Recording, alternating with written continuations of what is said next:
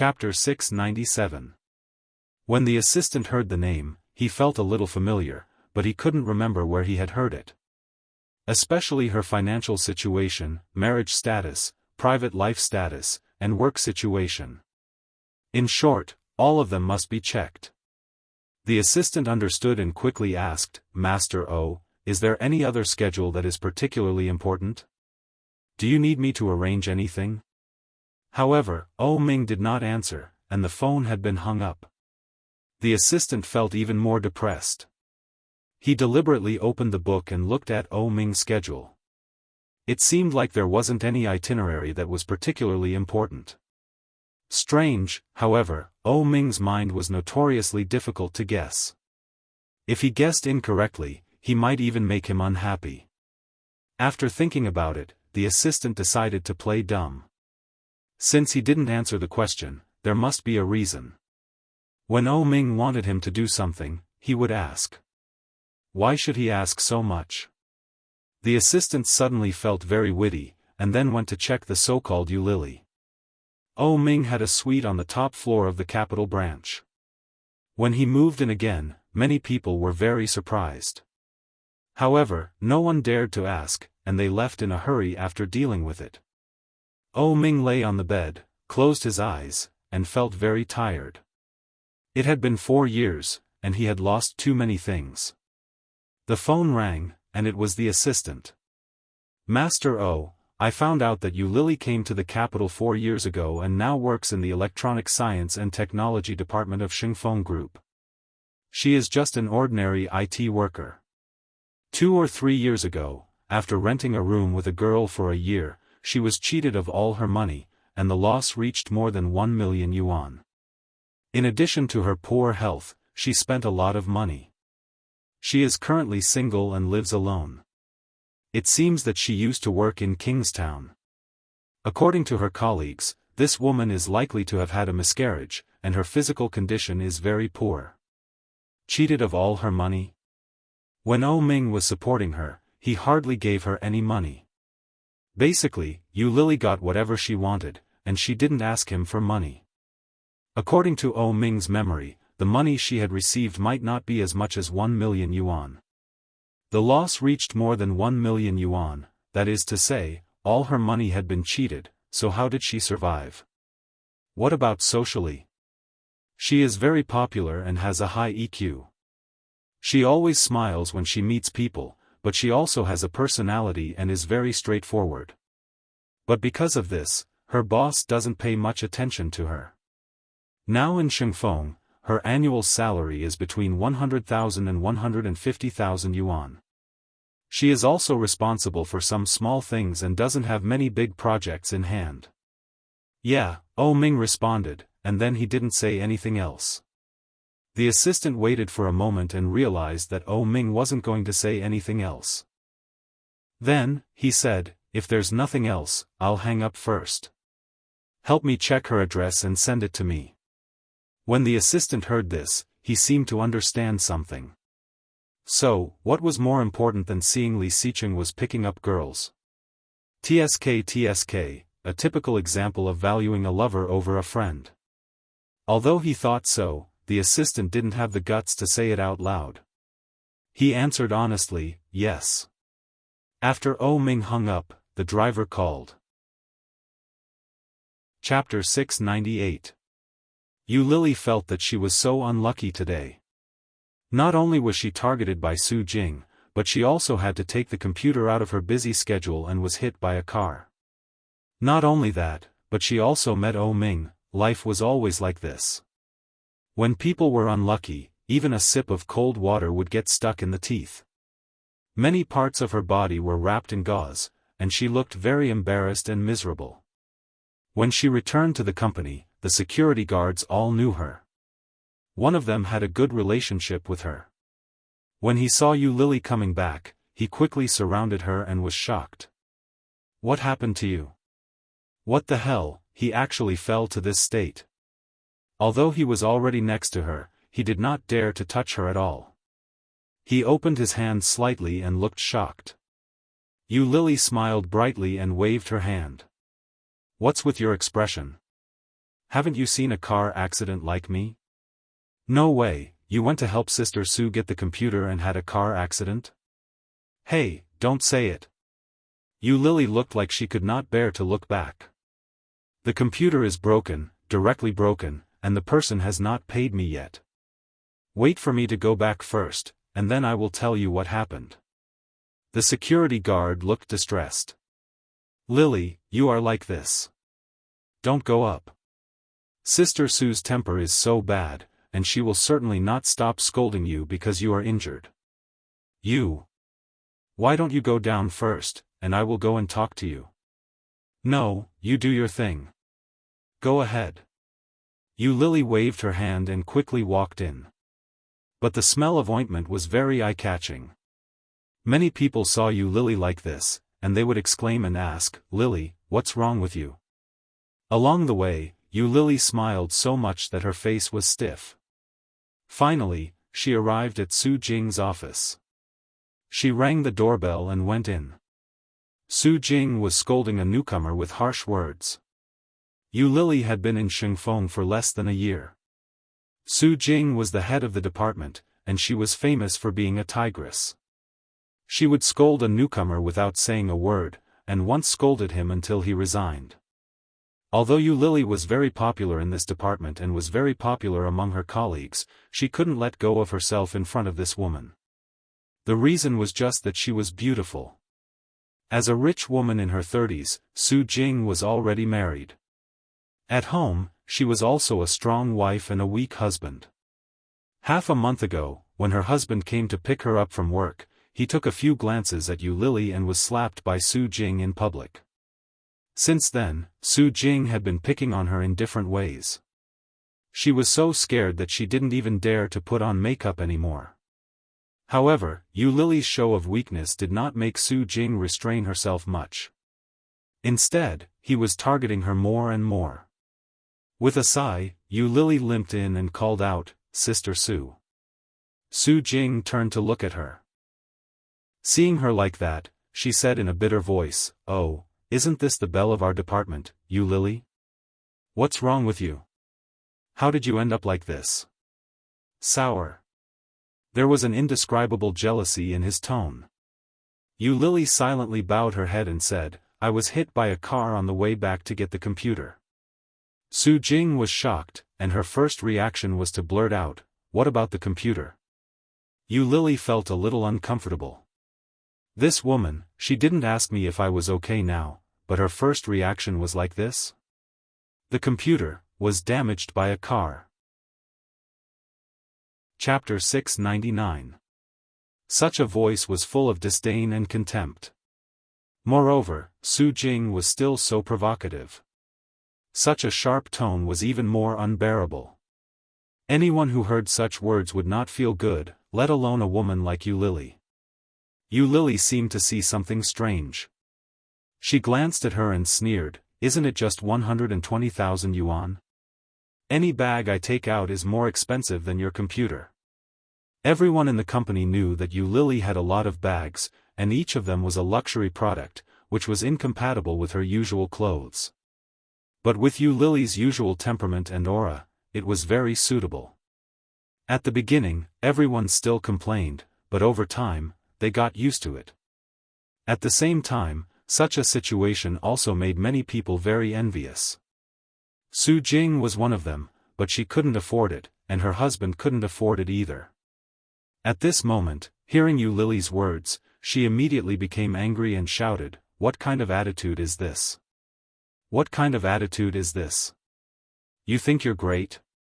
I was hit like this. Are you fucking blind? Yu Lily's attitude angered Su Jing even more, and she roared, I am your boss.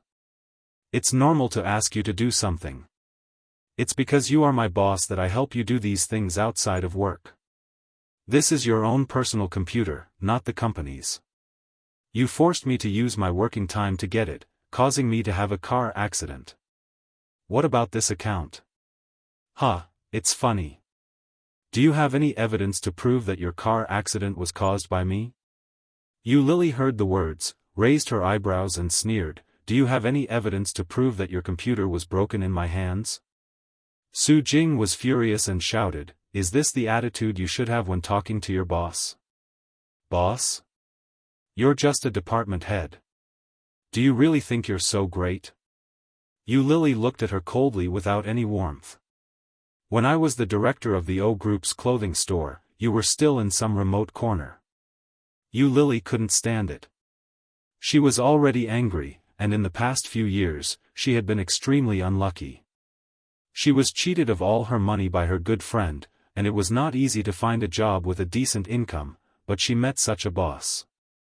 Su Jing did not cross the line in the past, so Yu Lily tolerated it. However, in the past half a month, Su Jing had become more and more outrageous and disgusting. Since she was going to be scolded anyway, she might as well avenge the people in the company. When Su Jing heard this, she laughed out loud. "What are you talking about? Oh clan? Do you know what that place is? You haven't even finished your university studies, yet you want to be the director of the O Group? Ha ha ha ha ha." Yu Lily dropped out of school when she was in her junior year, which was her eternal regret. At this moment, being brought up by Su Jing as a joke had undoubtedly stepped on Yu Lily's sore spot. Yu Lily looked at Su Jing coldly, and the temperature in her eyes was getting lower and lower. She sneered sympathetically and said, "No wonder your husband stared at me last time. It turns out that you look like a zombie when you smile. With your size 43 horse face, you need to use double hyaluronic acid, right?" Chapter 700. Yu Lily was injured. When she stepped back, her wound was pulled and she felt a burning pain. But she quickly avoided it. Yu Lily looked at Su Jing and sneered, "The zombie is angry. What do you want to do? Kill me?" Su Jing's face was even more ugly. She turned around and picked up the stapler on the table, smashing it toward Yu Lily's face. Yu Lily reached out to block it, and the stapler hit her hand, causing a sudden pain. Then, Su Jing rushed toward her and grabbed her hair. Ah! Yu Lily felt more pain when she was pressed. When she looked at Su Jing's ferocious face, she was even more annoyed and shouted, "Are you F***king sick? Help!" The door of Su Jing's office was not closed, so people quickly ran in from outside. Everyone saw that they were fighting together and quickly came forward to pull them apart. Su Jing's movements were getting bigger and bigger, but Yu Lily couldn't. She felt a burning pain in her body. She looked down and saw that some of the gauze was bleeding again. F***king retard. Yu Lily clenched her teeth in pain and held her breath in her heart. She picked up the stapler on the ground and threw it toward Su Jing's face. Pa! The stapler landed firmly on Su Jing's chin with a dull thud. Su Jing screamed and covered her chin. She was in so much pain that she burst into tears and shouted, "You Lily, you bitch, you broke my new computer and hit me. Do you think that you can use the male colleagues in the company to stand on your side just because you are beautiful?" People around heard this and looked at each other. "Everyone, help me get justice. Yu Lily wants to keep my 120,000 yuan computer for herself. It took me a long time to save up money to buy it. It took me half a month to send it from the United States. I haven't used it yet, but it was stolen by her. She said it was a car accident. Bah! It is clear that she wants to steal my computer and make up a trick." The colleagues who had a good relationship with Yu Lily all looked at Yu Lily. One of them asked, "Lily, is it true?" Yu Lily was so angry that she laughed. On her beautiful and delicate face, there was contempt and disdain. Yu Lily looked at Su Jing and asked, "How many kilograms of hyaluronic acid did you inject? Not only is your face big, but your skin is also so thick. If you remove the powder, you will probably have a natural hornet's nest." Su Jing couldn't stand it when others insulted her face. Especially when Yu Lily said all kinds of insults without a single dirty word, she was so angry that her body trembled. She was so excited that she was about to stand up. Su Jing almost rushed up to hit her, but soon she rolled her eyes and seemed to think of something. She sneered, "You Lily, do you know how long you will be sentenced for a crime worth 120,000 yuan? At least a few years. I originally wanted to give you a chance to repent and reflect. I didn't expect you to be so ungrateful. Then don't blame me for being impolite. You Lily, don't blame me for being rude. Either you compensate and settle it in private, or I will see you in court. A crime of more than 100,000 is enough for you to suffer." Su Jing stood there, looking domineering. She looked at her with hatred in her eyes. Yu Lily felt ridiculous. When she was about to say something, a security guard came in and said, "Yu Lily, someone is looking for you." Behind the security guard was a middle-aged man carrying a box. When the box was opened, it was a badly damaged laptop. Chapter 701. "Excuse me, which one of you is Miss Yu Lily?" "I am," Yu Lily responded. "I am the director of the distributor of this computer company. My surname is Wu. Just now, a gentleman sent this machine to our testing department for testing.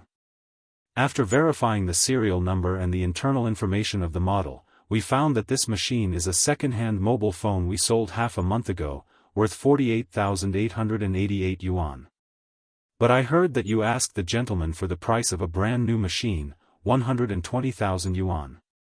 The gentleman thought it was very unreasonable, so he entrusted me to verify it and report the situation to you." Second-hand machine? More than 40,000 yuan. Yu Lily was stunned, looked at Su Jing, and blurted out, "Didn't you say 120,000 yuan? Are you lying to me?" Su Jing's face suddenly changed, and she roared, "Nonsense. More than 40,000 yuan.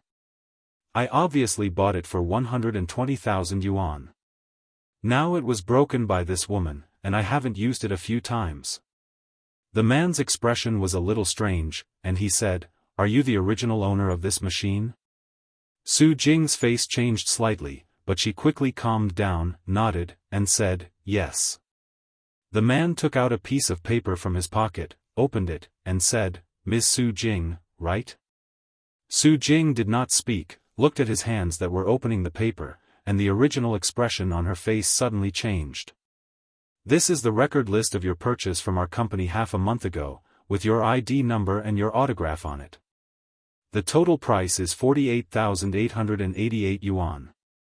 For the time being, there is no brand new model in our domestic branch. If necessary, it needs to be imported directly from the United States." Yu Lily opened her eyes wide, took the bill, and saw the name of the transaction, Su Jing. And the signature on it, Yu Lily had seen countless times. Isn't it Su Jing's autograph? That is to say, this computer was actually purchased by Su Jing, and she lied to me. She wanted to cheat me of my money. Yu Lily saw it clearly and was furious.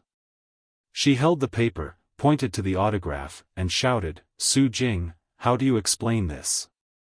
Su Jing's face changed greatly, and she was speechless for a while.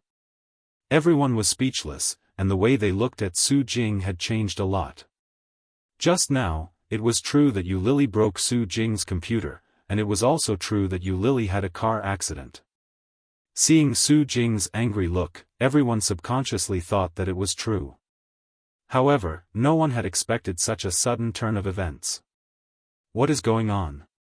Just now, Su Jing said that she wanted to let Yu Lily go to jail, but now, Yu Lily became the victim. What? It turns out that she wants to cheat money.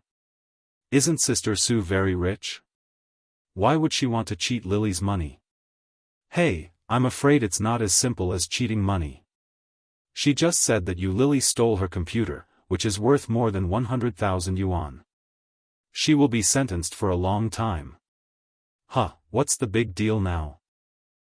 Su Jing herself has become a fraud, and the evidence is conclusive. Chapter 702. And the person who came to deliver the computer, after seeing such a scene, took out a thick yellow envelope from his satchel and said, "This is the compensation that the gentleman just gave you. It is 50,000 yuan in total." Please count it. Then, he handed it to Yu Lily. Yu Lily was so angry that she grabbed the envelope and saw the 5 dozen bills in it at a glance. After counting out 1,100 yuan, she threw the rest to Su Jing and said, I will compensate you, but there is a lot of debt between us. Now there are witnesses and material evidence. Everyone knows that you want to cheat me. The amount of fraud is as high as 100,000 yuan. Sister Su, do you know how to sentence you? Su Jing's face became more ugly and suddenly became as pale as paper. Seeing this, Yu Lily's smile on her face became more bright and she said, What? Weren't you very arrogant just now?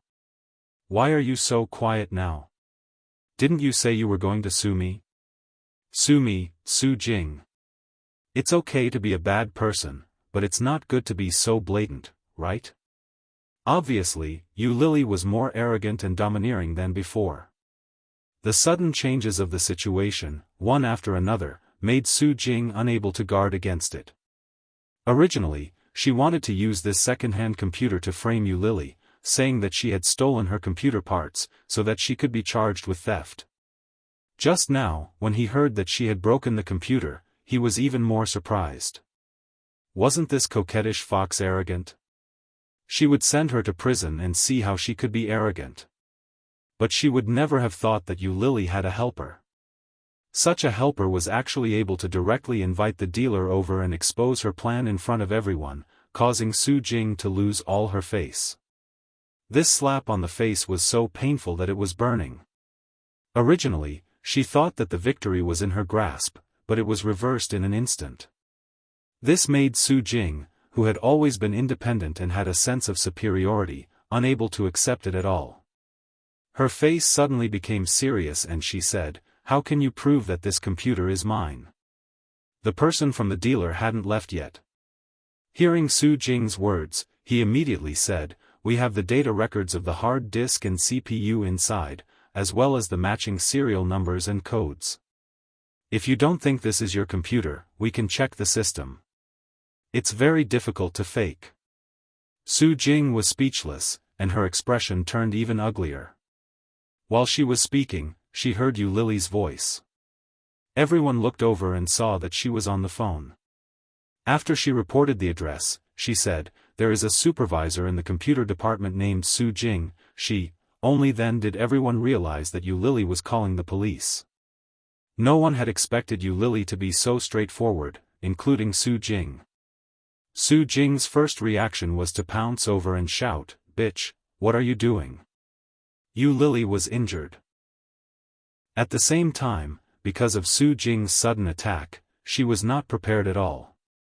Being pounced on like this, he staggered and took a small step back. However, because of this, the phone also fell to the ground, and the interface displayed the 3 numbers 110. Just looking at it made people feel shocked.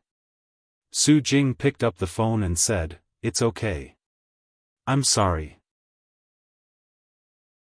Chapter 703. Su Jing roared, What do you want? I want to call the police. Didn't you see it? Yu Lily spread her hands and looked innocent. But the phone was hung up by you. You made me have to call again. It's not appropriate for you to do this. Su Jing gritted her teeth and said, Yu Lily. Hey, what's wrong? Yu Lily smiled, which made Su Jing tremble with anger. Su Jing calmed down, took a deep breath, and said, Let's settle this in private. What do you want? Yu Lily sneered and looked at her coldly. I don't want anything.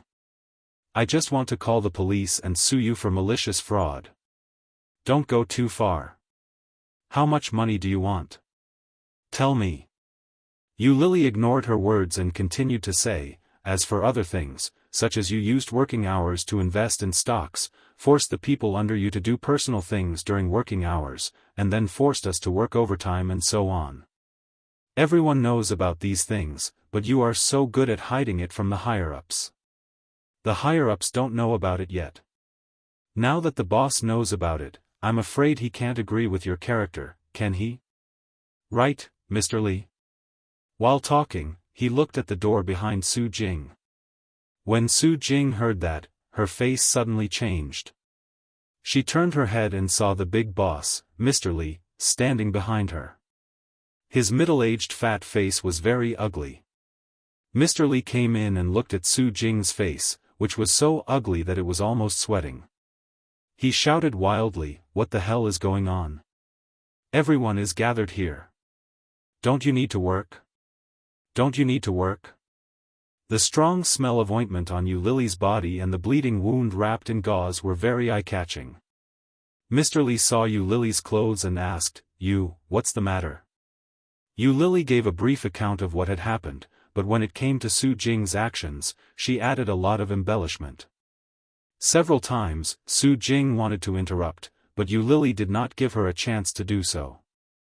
Mr. Li also deterred Su Jing with his eyes, so that she could not say a word. In the end, Yu Lily was a little thirsty. She shrugged and spread her hands. "If you don't believe me, you can ask them. Everyone on the scene is my witness." There is no doubt about Su Jing's ability, but her character is really intolerable. "Mr. Li, I advise you to consider replacing her. Didn't you find that this department changes people very frequently?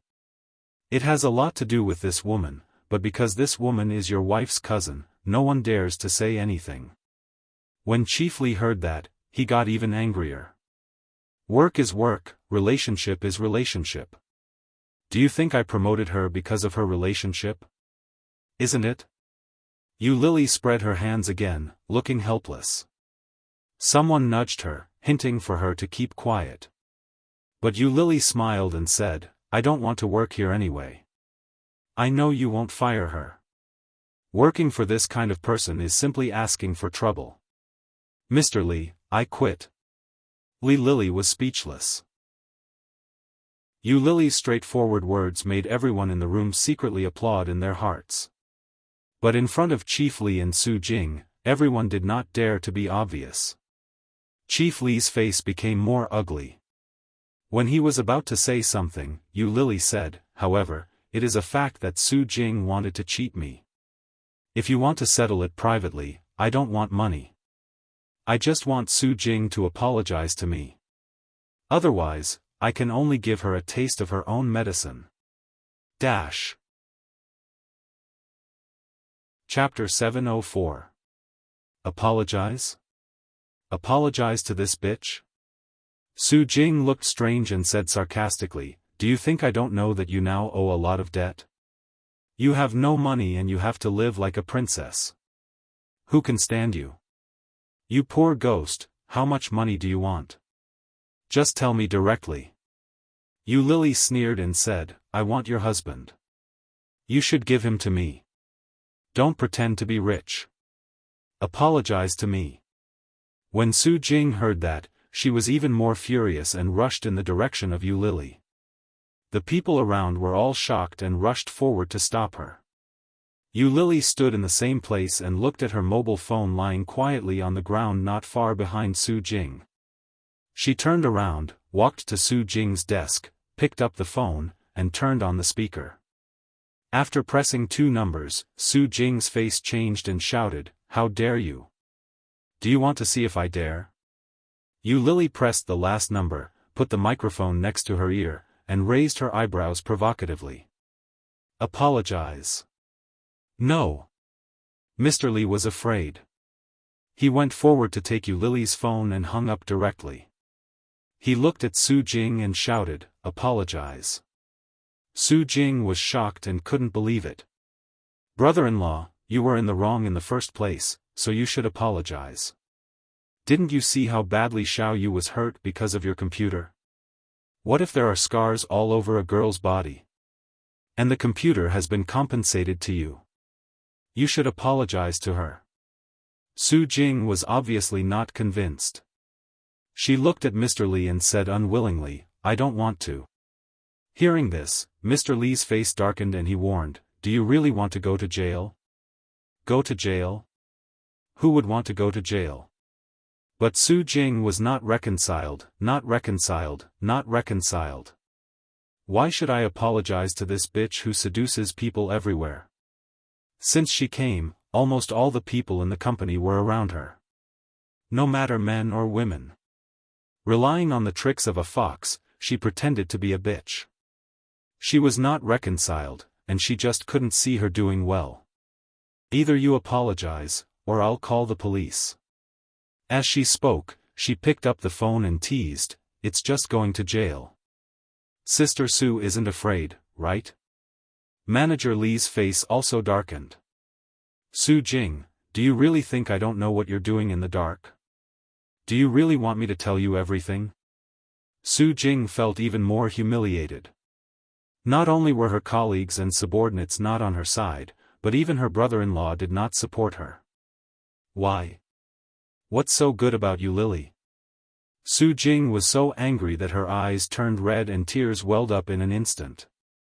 However, under Manager Li's warning gaze, she still lowered her head and whispered, "I'm sorry." "What? I didn't hear anything." Lily was still holding the microphone in her hand. She put one hand next to her ear to make a trumpet. "Can you say that again?" Su Jing was so angry that her chest heaved up and down. She calmed down and said in a serious voice, "I'm sorry." Chapter 705. Lily's provocative words made many people at the scene laugh, and they were secretly happy. But the boss was here, and Su Jing was also in front of them. Except for Lily, no one else dared to smile. Lily's attitude made Su Jing almost mad, and she roared, "Don't go too far." Lily seemed to be scared, and she turned her head sideways with a look of disgust. Lily seemed to be frightened. She turned her head sideways with a look of disgust, but she quickly turned her head back and said, "Look, isn't it quite loud? I really didn't hear what you just said. My ears are not very good. Why don't you just speak like you used to? Why do you have to pretend to be gentle?" "I'm sorry." Su Jing roared, and her eyes were about to crack, and she looked terrible. Lily looked scared, patted her chest, and said with a frightened face, "If you don't want to, then don't. Why do you have to scare people? Don't you know that people can be scared to death? What the f***ck? You not only cheat, but also want to kill people." While talking, Lily had picked up the phone again. Lily turned on the speaker and pressed 2 numbers. Almost everyone could hear it clearly. Su Jing took a deep breath and said quickly, "I'm sorry, Lily, I shouldn't have framed you, I shouldn't have targeted you, please forgive me." Lily just pressed the 3rd number, and before it was connected, she hung up. Looking at Su Jing, Lily smiled slightly and raised her eyebrows. "Are you sincere?" Su Jing wanted to kill her, but at this time, she still nodded against her conscience, "Sincere. Go, you are so fake." Lily sneered, "But I am a generous person, and I will forgive you." After that, she looked at Mr. Li. "Mr. Li, I don't want to work anymore. Please let me go. I can't do work with my injuries." Mr. Li quickly said, I know you have a grudge against the company. Now, I announce that Su Jing will be fired." When such a voice fell, everyone was shocked. What? Fire Su Jing? People around looked at each other and couldn't believe it. Even Su Jing herself had not expected such an outcome. "No, brother-in-law," however, before Su Jing's voice had finished, she had been interrupted by Mr. Li. Mr. Li looked at Lily and said in a high voice, "Little you, stay at home and recuperate. Don't worry about the company. I will give you half a month to adjust your vacation. When you come back, you will be the head of this department. What do you think?" Such a result was undoubtedly dropping a heavy bomb on Su Jing once again. Su Jing stood dumbfounded on the spot. She turned pale with fright and shouted, "Brother-in-law, how can you do this?" Mr. Li ignored her directly and looked at Xiao Zhang of the HR department and said, "Go through the resignation procedures for Su Jing. Such a person will cause public anger in the company. It's better to ask her to leave early." After a pause, he looked at Su Jing and said, "Don't you want a child?" You always complain about being busy with work. Now I'll give you this time to have a child and raise the child. Adjust yourself well and get ready to have a child. Chapter 706. Why not? The company is mine. I can keep whoever I want. Mr. Li's face darkened.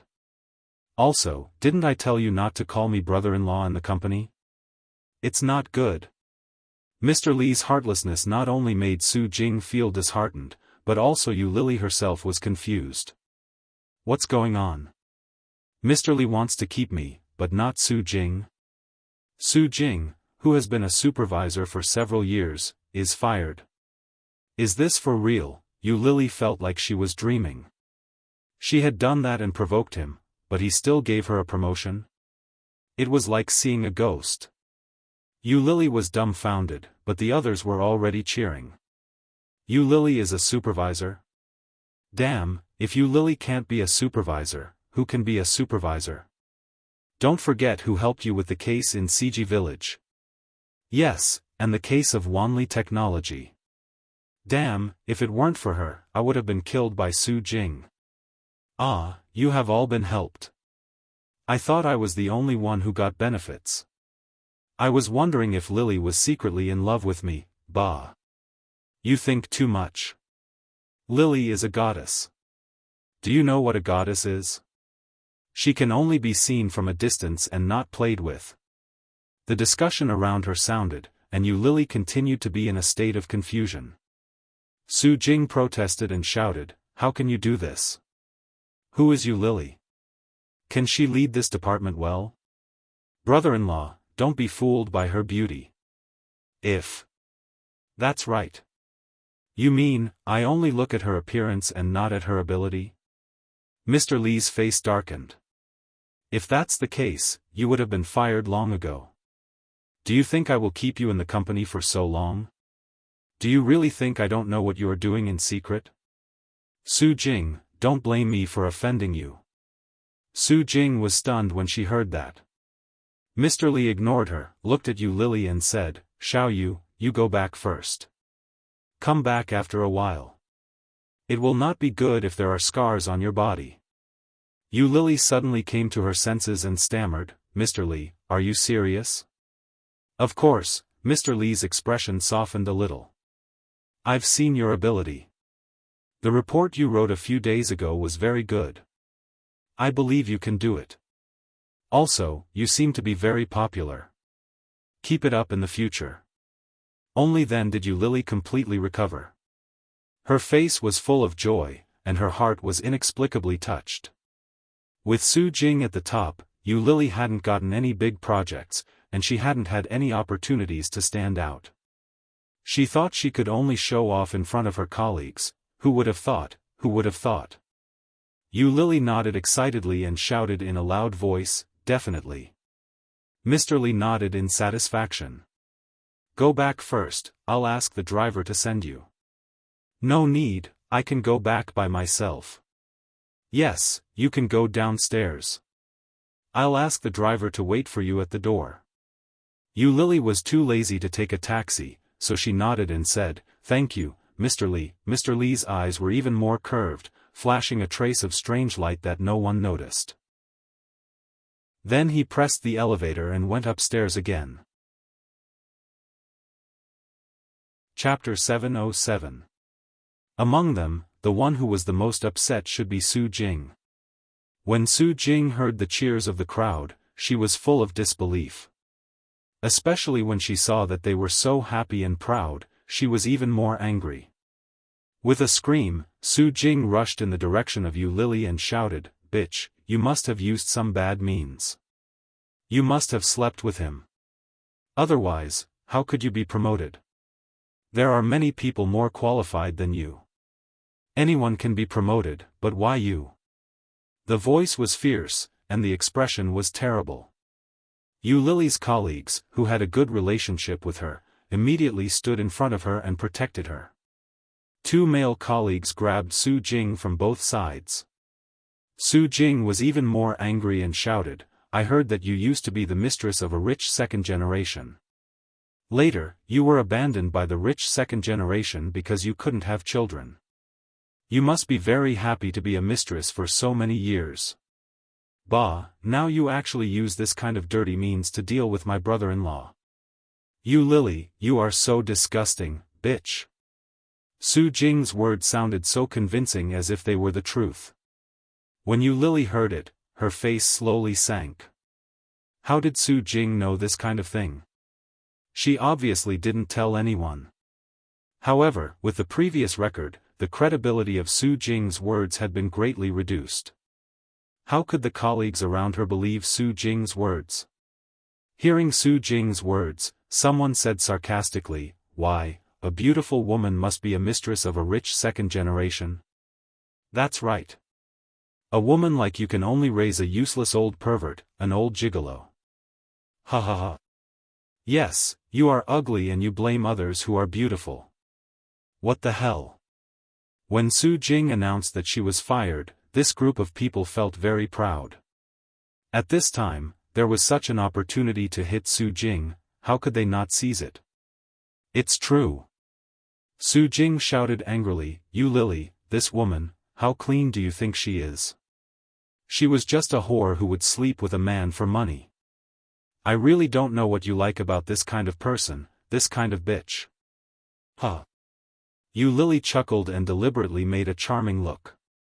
However, when combined with the injuries all over his body, it looked very awkward no matter how one looked at it.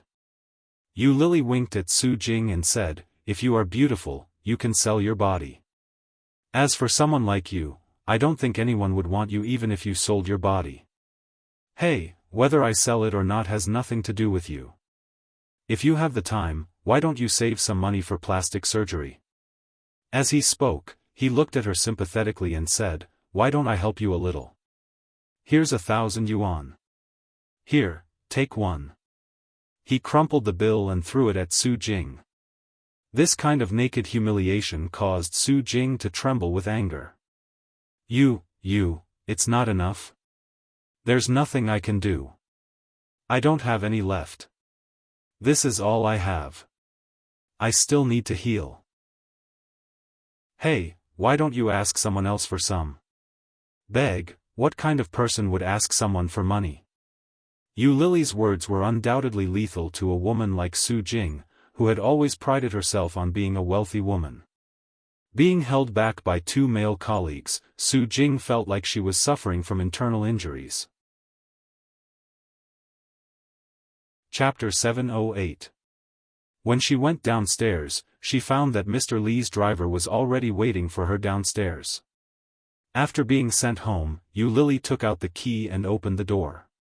This was a relatively old community, the rent was relatively cheap, and the community environment was safe, so Yu Lily had lived here for 2 years. The door was a relatively thick security door, and when she opened it, she saw a small living room. This was a single apartment, with 1 bedroom and 1 living room, but there was only a small sofa in it, and there was not even a TV. Not far from the sofa was a small computer desk with a notebook on it, and behind it was a small table for eating.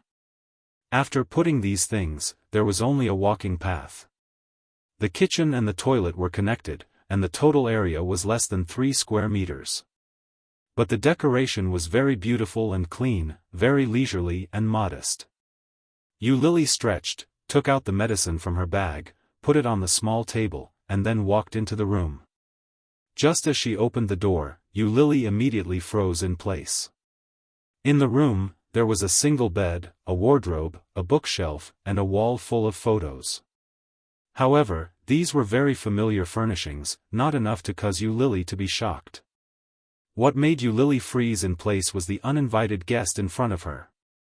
On the single bed that should have been clean and tidy, there was a man lying on it.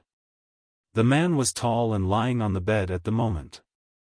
He seemed to have fallen asleep, but at this moment, he noticed Yu Lily coming in and opened his eyes. His dark brown eyes were tired and sleepy, and his peach blossom eyes were blurred. He looked at Yu Lily, but she couldn't see his emotions. Yu Lily was stunned, and soon her face changed. Subconsciously, she looked at the wall full of photos. The photo wall, was full of photos of her and Oh Ming. In addition to the group photos, there were also photos of Oh Ming. All the photo frames were hung up, and the wall opposite the bed was densely hung. Yu Lily's heart suddenly jumped, and she had the feeling of a runaway child caught by an adult. She was embarrassed and guilty, but at the same time, she couldn't help but feel happy. The man on the bed lifted the quilt, got out of bed, and slowly sat on the edge of the bed, looking at her with a pair of eyes. The atmosphere was a little awkward. Yu Lily stood at the door and stared at him for a long time before she opened her mouth and asked, "Why are you here?" When Oh Ming heard that, his lips curled into a smile, but he didn't say anything. He slowly took out a cigarette from his pocket and lit it up. Then he looked up at her, and the corners of his lips curled up slightly. There was a strong sense of sarcasm and self-deprecation in his smile. There was also an indescribable feeling. Yu Lily looked at his smile and felt her heart ache. "What are you laughing at? What's so funny?" Yu Lily wanted to ask him, but she saw him take out a notebook from under the quilt. Seeing the cover of the notebook, Yu Lily was shocked and subconsciously looked at the photo wall. Under it was a desk. There should have been a notebook on the desk. That was the notebook she used to draw on. Now, it was empty. Oh Ming just flashed the notebook, and Yu Lily's face became even paler. Chapter 709. The strength was so great that the photo frame on it suddenly fell down. The sound of breaking was deafening in this narrow room. Oh Ming took a long step and walked in front of Yu Lily. His lips were curved with an evil and contemptuous smile. His pair of peach blossom eyes were slightly narrowed. He looked at her face and exhaled a long puff of smoke.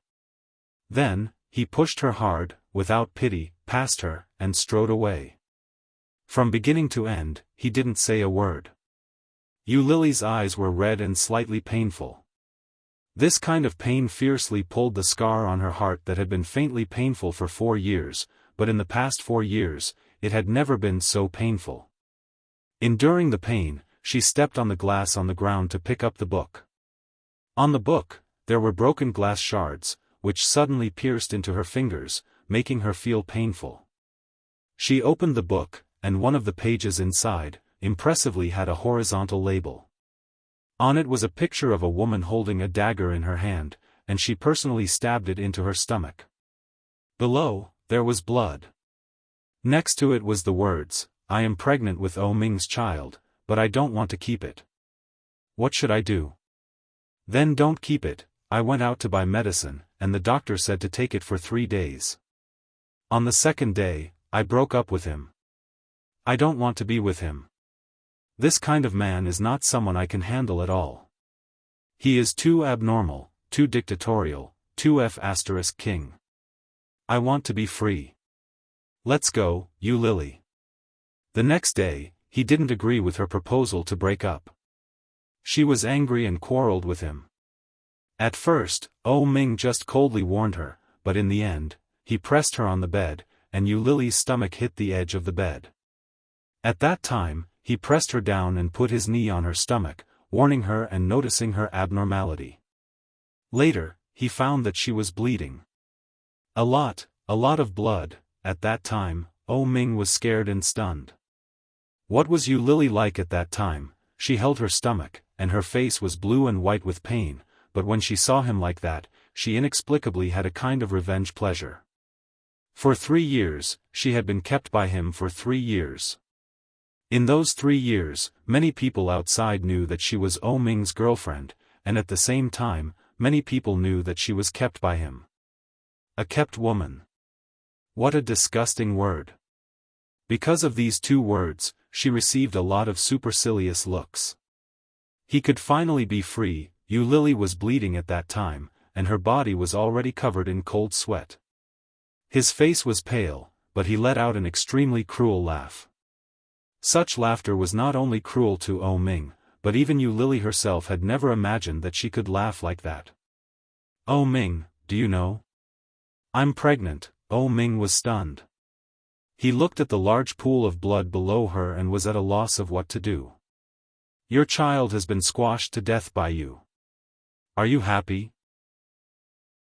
Happy, happy, she didn't know if Ming would be happy, but she herself wasn't as happy as she had imagined.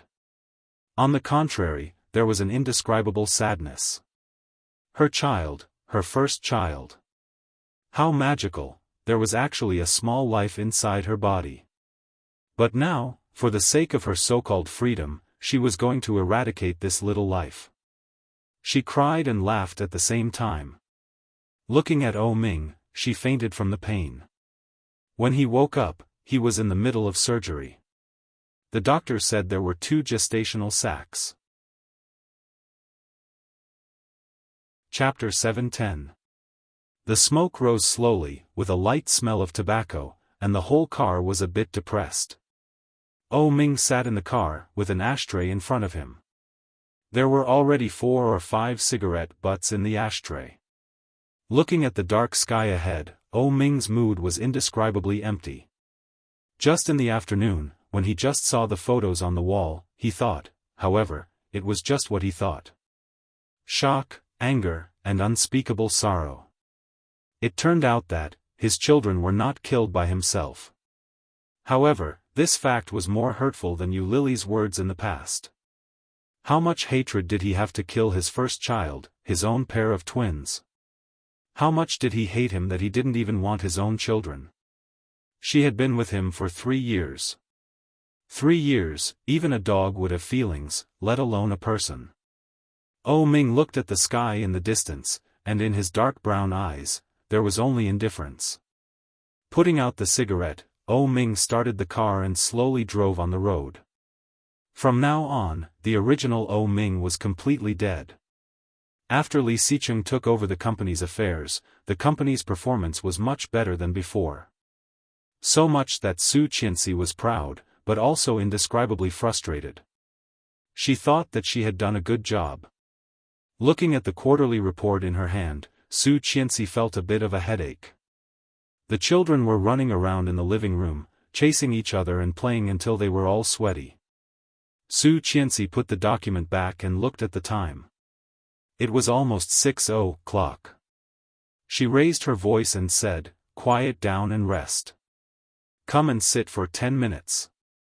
Li Jianrui chased after Li Mosen with a smile, suddenly stopped and shouted, 123, "Blockhead, don't talk and don't move." Li Mosen and Li Jianxian stopped at once. Both of them were panting, but they really didn't move. Li Jianxian still maintained the running posture, and Li Mosen looked like he wanted to speak. Such a strange scene, Su Qianxi couldn't help laughing and shouted, "The password is invalid." Li Mosen and Li Jianxian suddenly breathed a sigh of relief, trotted over to the sofa where Su Qianxi was and sat down. Li Jianhua stuck out her tongue and ran toward Su Qianxi. She shouted, "Mom, why isn't Dad home yet?" Su Qianxi poked her nose and said, "Girls are not allowed to talk with their tongues out. Be normal." "Can a boy do it?" Li Jianxian asked. "Boys can't do it either. You have to learn from your parents and be more normal, understand?" "But, Uncle Luo Zhan is also like this when he talks to Dad." Li Mosen looked puzzled. "Why can adults do it, but not children?" Hearing that, Su Qianxi paused and quickly said, "Uncle Luo is not a boy or a girl. He is a man, so he can make such a joke. You children should not learn bad things, understand?" Oh. The children didn't really understand. Anyway, the result was that Uncle Luo was a bad example. Li Jianhua widened her big round eyes, which were dark and bright. She asked again, "Mommy, when is Daddy coming back?" Chapter 7:11. Yes. The little girl held Su Qianxi's leg and looked at her with a smile. Her big black eyes were full of sparkling light. She asked, "Dad's birthday, will there be a cake?" Su Qianxi smiled and picked her up. "I have asked your dad to bring you a cake." Su Qianxi's words made the children's eyes light up. Especially Li Jianrui, who cheered and shouted, "I want strawberry flavor." "What should I do?" "I bought chocolate flavor." A voice came from afar, and Li Xicheng walked in slowly from the outside. He was tall, and compared with more than half a month ago, he looked much better than before. When he first came back, Li Xicheng was too thin. Li Jianrui heard Li Xicheng's words, and her eyes lit up. She ran in the direction of Li Xicheng and shouted, "Dad." Her short legs were running fast, and she ran in the direction of Li Xicheng, hugging his thigh. "Dad, hug." Li Xicheng held a big cake in one hand and held the little girl in the other. "Did you listen to the teacher today?" "Yes." "Kiss Dad." Li Jianrui reached out and hugged Li Xicheng's face. Li Xicheng's lips curled into a smile. "Happy birthday, Dad." Li Jianrui put one hand on Li Xicheng's shoulder and said with a smile, but her eyes couldn't help looking down at the cake in Li Xicheng's hand. "Dad, can I see the cake?" Li Xicheng laughed and gently knocked her forehead with his and said, "Eat first, and then you can eat the cake." "Okay." Li Jianrui cheered happily. "Then let's eat quickly." Li Mosen also walked over a little weakly and said, "Uncle, happy birthday." Lu Sa just came out and said, "It's time to eat. Go and tell Grandpa and Grandma to eat." "Happy birthday." Li Jianxian shouted with a red face and went to the kitchen to wash his hands. Su Qianxi walked to Li Mosen, put her soft hand on his head, and said softly, "Don't call me uncle, call me Dad." Li Mosen heard that and was stunned. He looked up at Su Qianxi, thinking that he had heard wrong. Su Qianxi looked at him, stroked his dark brown hair, and said, "Call me Mom, don't call me Auntie." Li Mosen's fair and tender skin blushed when he heard that. Li Mosen nodded his head vigorously. With a look of surprise on his face, he shouted, "Mom! Daddy! Happy birthday to Dad!" She had him look in Li Xicheng's direction. Li Mosen turned to look at Li Xicheng excitedly and shouted in a loud voice, "Dad, happy birthday!" Li Xicheng's eyes softened as he handed the cake to Su Qianxi. He bent down and picked up his son. "Thank you, son. This is the best birthday present I've ever received." Son. Li Mosen felt like he was dreaming. He reached out and hugged Li Xicheng, laughing happily. "Dad, happy birthday." Li Xicheng's smile widened as he walked toward the dining room with the little guy in his arms. "Let's go eat." Li Jianxian watched from afar and felt inexplicably uncomfortable. This was his father, not Li Mosen's father. Mosen was not even a child of the Li family. Why did he have to call him father before him? He hadn't called him father yet. "Thank you, son. This is the best birthday present I've ever received." Chapter 7:12. After dinner, the family gathered together. Su Qianxi led the children to sing the birthday song to Li Xicheng, and the smile on Li Xicheng's face became bigger and bigger. Just before the birthday song was finished, she heard the doorbell ring. Su Qianxi went to the door, opened the door, and saw Ming, who looked a little travel-worn. With surprise in her eyes, Su Qianxi invited him in and shouted, "Honey, Ming is here." Ming? Li Xicheng was also a little surprised. Just after the children's birthday song, Ming appeared in Li Xicheng's vision at the same time. Ming was holding the specialties of the capital, a bottle of wine, and a box of something unknown, but it looked very high-end. At this moment, seeing Li Xicheng, he handed everything to Li Xicheng. Ming saw him, chuckled, and his eyes were slightly red. The two men looked at each other and smiled.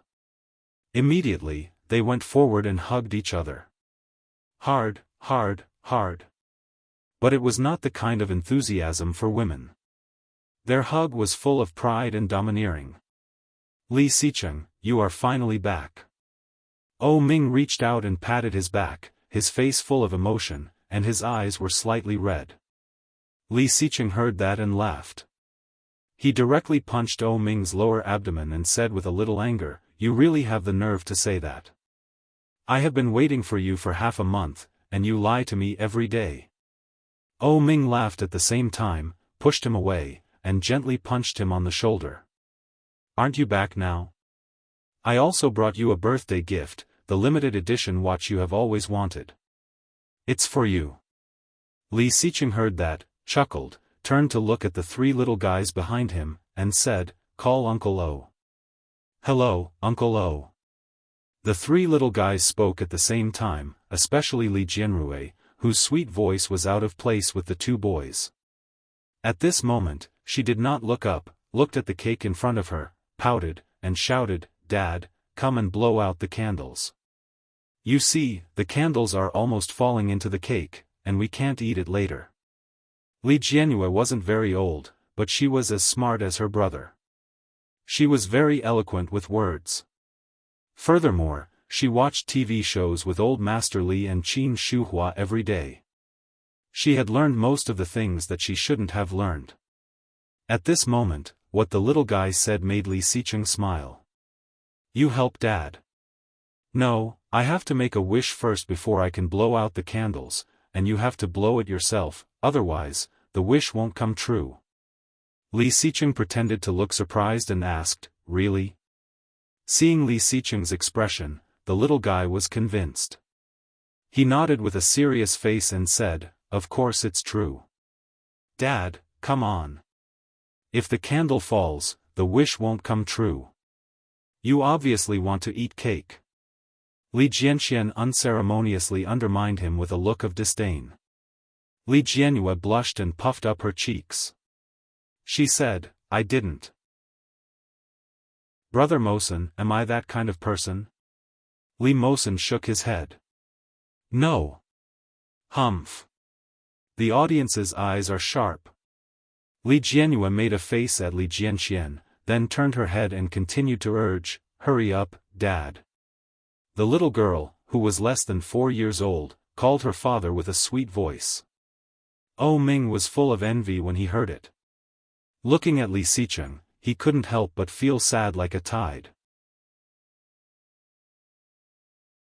Chapter 713. If his children were still alive, how old would they be now? Were they 2 boys or 2 girls? Or, like Li Xiqing, a boy and a girl? O Ming's mood swings had never been obvious, but this time, Li Xiqing clearly sensed his envy. Li Xiqing's eyes darkened, and he gently patted O Ming on the shoulder. "Wait for me." Then, he coaxed the children and said, "Coming, coming." Walking over, he pretended to make a wish, and then blew out the candles. Li Xiqing took a long time to pull out the 31 candles. Under the children's eyes, he cut the cake. The children all cheered and shouted in unison, "Happy birthday." Li Xiqing cut the cake, and Su Qianxi helped him. He distributed the cake to the children and looked up at O Ming. "Come here, take a piece." O Ming chuckled, walked over, and sat down on the sofa. The elders were all behind. Captain Li looked at O Ming and said, "Xiao Ming, you are not married yet. Do you have a girlfriend?" O Ming smiled and shook his head slowly. "No. You don't plan to find one?" "Not for the time being." O Ming smiled, took the cake from Li Xiqing, and handed it to Captain Li. "Grandpa, eat the cake."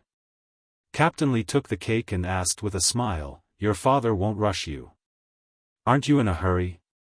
"Well, I told him to focus on his career first. His career has been very successful. You see, your O group has been like a rocket in recent years. Isn't that enough? A man still needs a family. Only when he has a family can he have a better career. Grandpa, why are you so interested in his relationship?" Li Xiqing glanced at the old man and handed another piece of cake to O Ming. "If you are free, help me take care of the children. I have something to say to O Ming." Captain Li stared at him, a little angry, and said, "You little brat, now you think your grandfather is long-winded? Hey! Forget it, I can't care about you. Go." Oh Ming put down the cake, said goodbye to Captain Li, and followed Li Xiqing out the door. However, not long after Li Xiqing left, Li Jianxian suddenly put down the half-eaten cake in his hand. His white cheeks blushed as he ran after him and shouted, "Dad, wait a minute." Li Xiqing was dazed, paused, and looked behind him. A short and small figure ran over. Although he was young, his body proportions were excellent. Her black curly hair fluttered in the wind. Looking at Li Xiqing, she blushed even more. Li Xiqing looked down at him, his eyes deeper, with a meaning that Li Jianxian could not understand at all. "What did you call me?" The little fellow's face turned even redder, and he weakly called out, "Daddy." Li Xiqing's eyes became softer. His eyes curved slightly as he looked at Li Jianxian. "Yeah. I also want to give you a birthday present." "What present?" Li Xiqing smiled and took 2 steps closer, his eyes shining with surprise. Although the little fellow did not understand, he knew that his father must be happy at this time. "You are too tall. Squat down a little." Li Xiqing heard and squatted down. Li Jianxian went up and imitated Li Jianyue. He held Li Xiqing's head with both hands and kissed him on the cheek. Then, he turned around and ran, shouting, "Happy birthday, Dad." Li Xiqing's eyes lit up.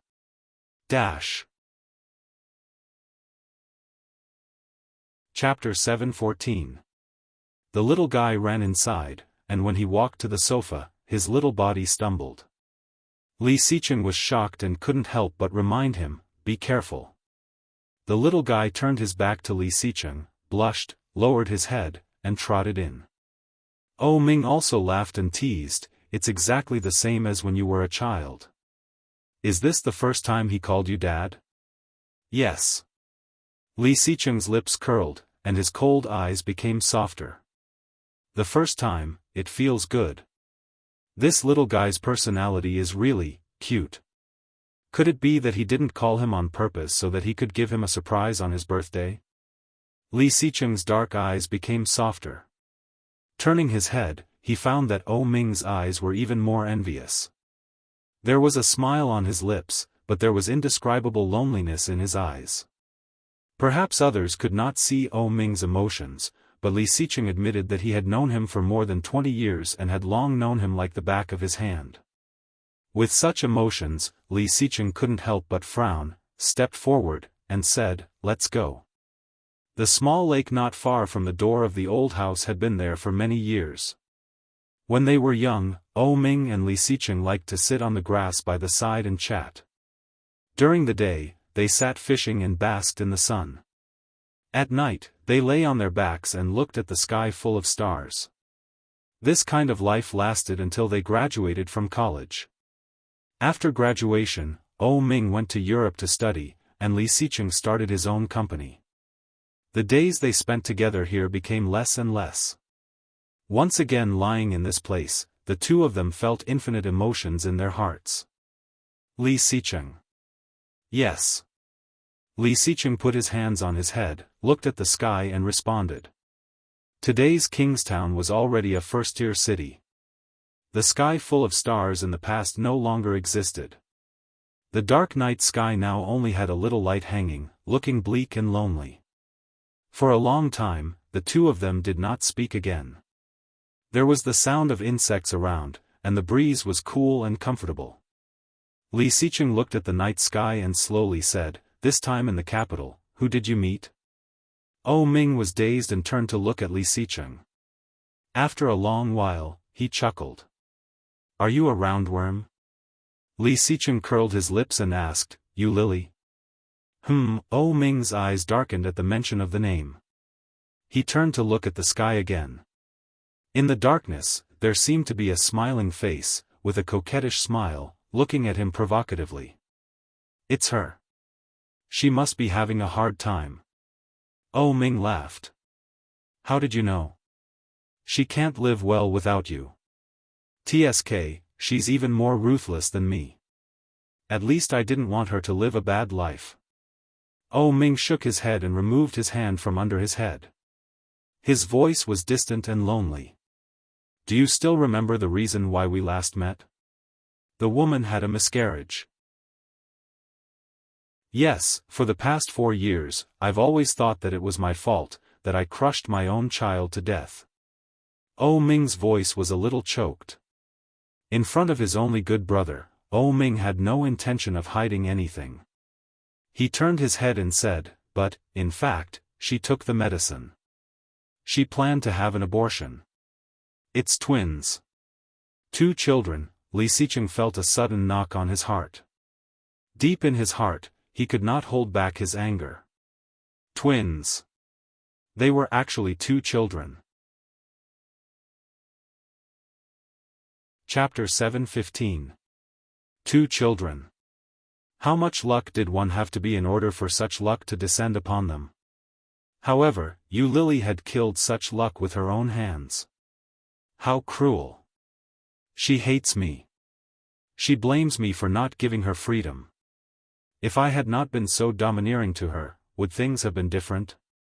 Oh Ming's voice did not sound very emotional. A pair of dark brown pupils, looking at the sky in the distance, with endless loneliness and frustration. Li Xicheng, I really envy you. Although he had been away from home for 4 years, everything was developing in a good direction. He had twins who loved him, a wife who loved him, parents who loved him, and a loving grandfather who loved him. How lucky! Oh Ming curled his lips and looked at the sky in the distance. In front of him, there seemed to be a sarcastic smile. No, that woman is an ungrateful wolf. The better you are to her, the more she wants to run away, Li Xicheng said lightly. She is not worthy of your attention. You are not young anymore. Doesn't your father urge you? Li Xicheng said indifferently. Oh Ming chuckled and gave him a punch. Your grandfather just asked me. Why are you learning from your grandfather? If I meet the right person, I will get married. Maybe I can fall in love with her. Like you? Li Xicheng smiled and did not answer. How could it be the same? When he married Su Qianxi, there was no one in his heart. For him, it was the same no matter who he married. But Oh Ming was different. He had been with that woman for 7 years. How could it be the same? But this was undoubtedly the best result. Did he want Oh Ming to be single? If that woman was worth it, Li Xicheng had nothing to say. But Yu Lily, shoo, the sound of fireworks. Li Xicheng and Oh Ming looked at the same time. The brilliant fireworks suddenly bloomed in the dark night sky, making the most beautiful smile. It was a riot of colors, forming a huge word. Li. Oh Ming raised his eyebrows and read it out. Then, another firework rose. Shoo, bang, see. Then, the third, the fourth, the fifth. One by one, they bloomed. Cheng. Live. Day. Soon. Happy.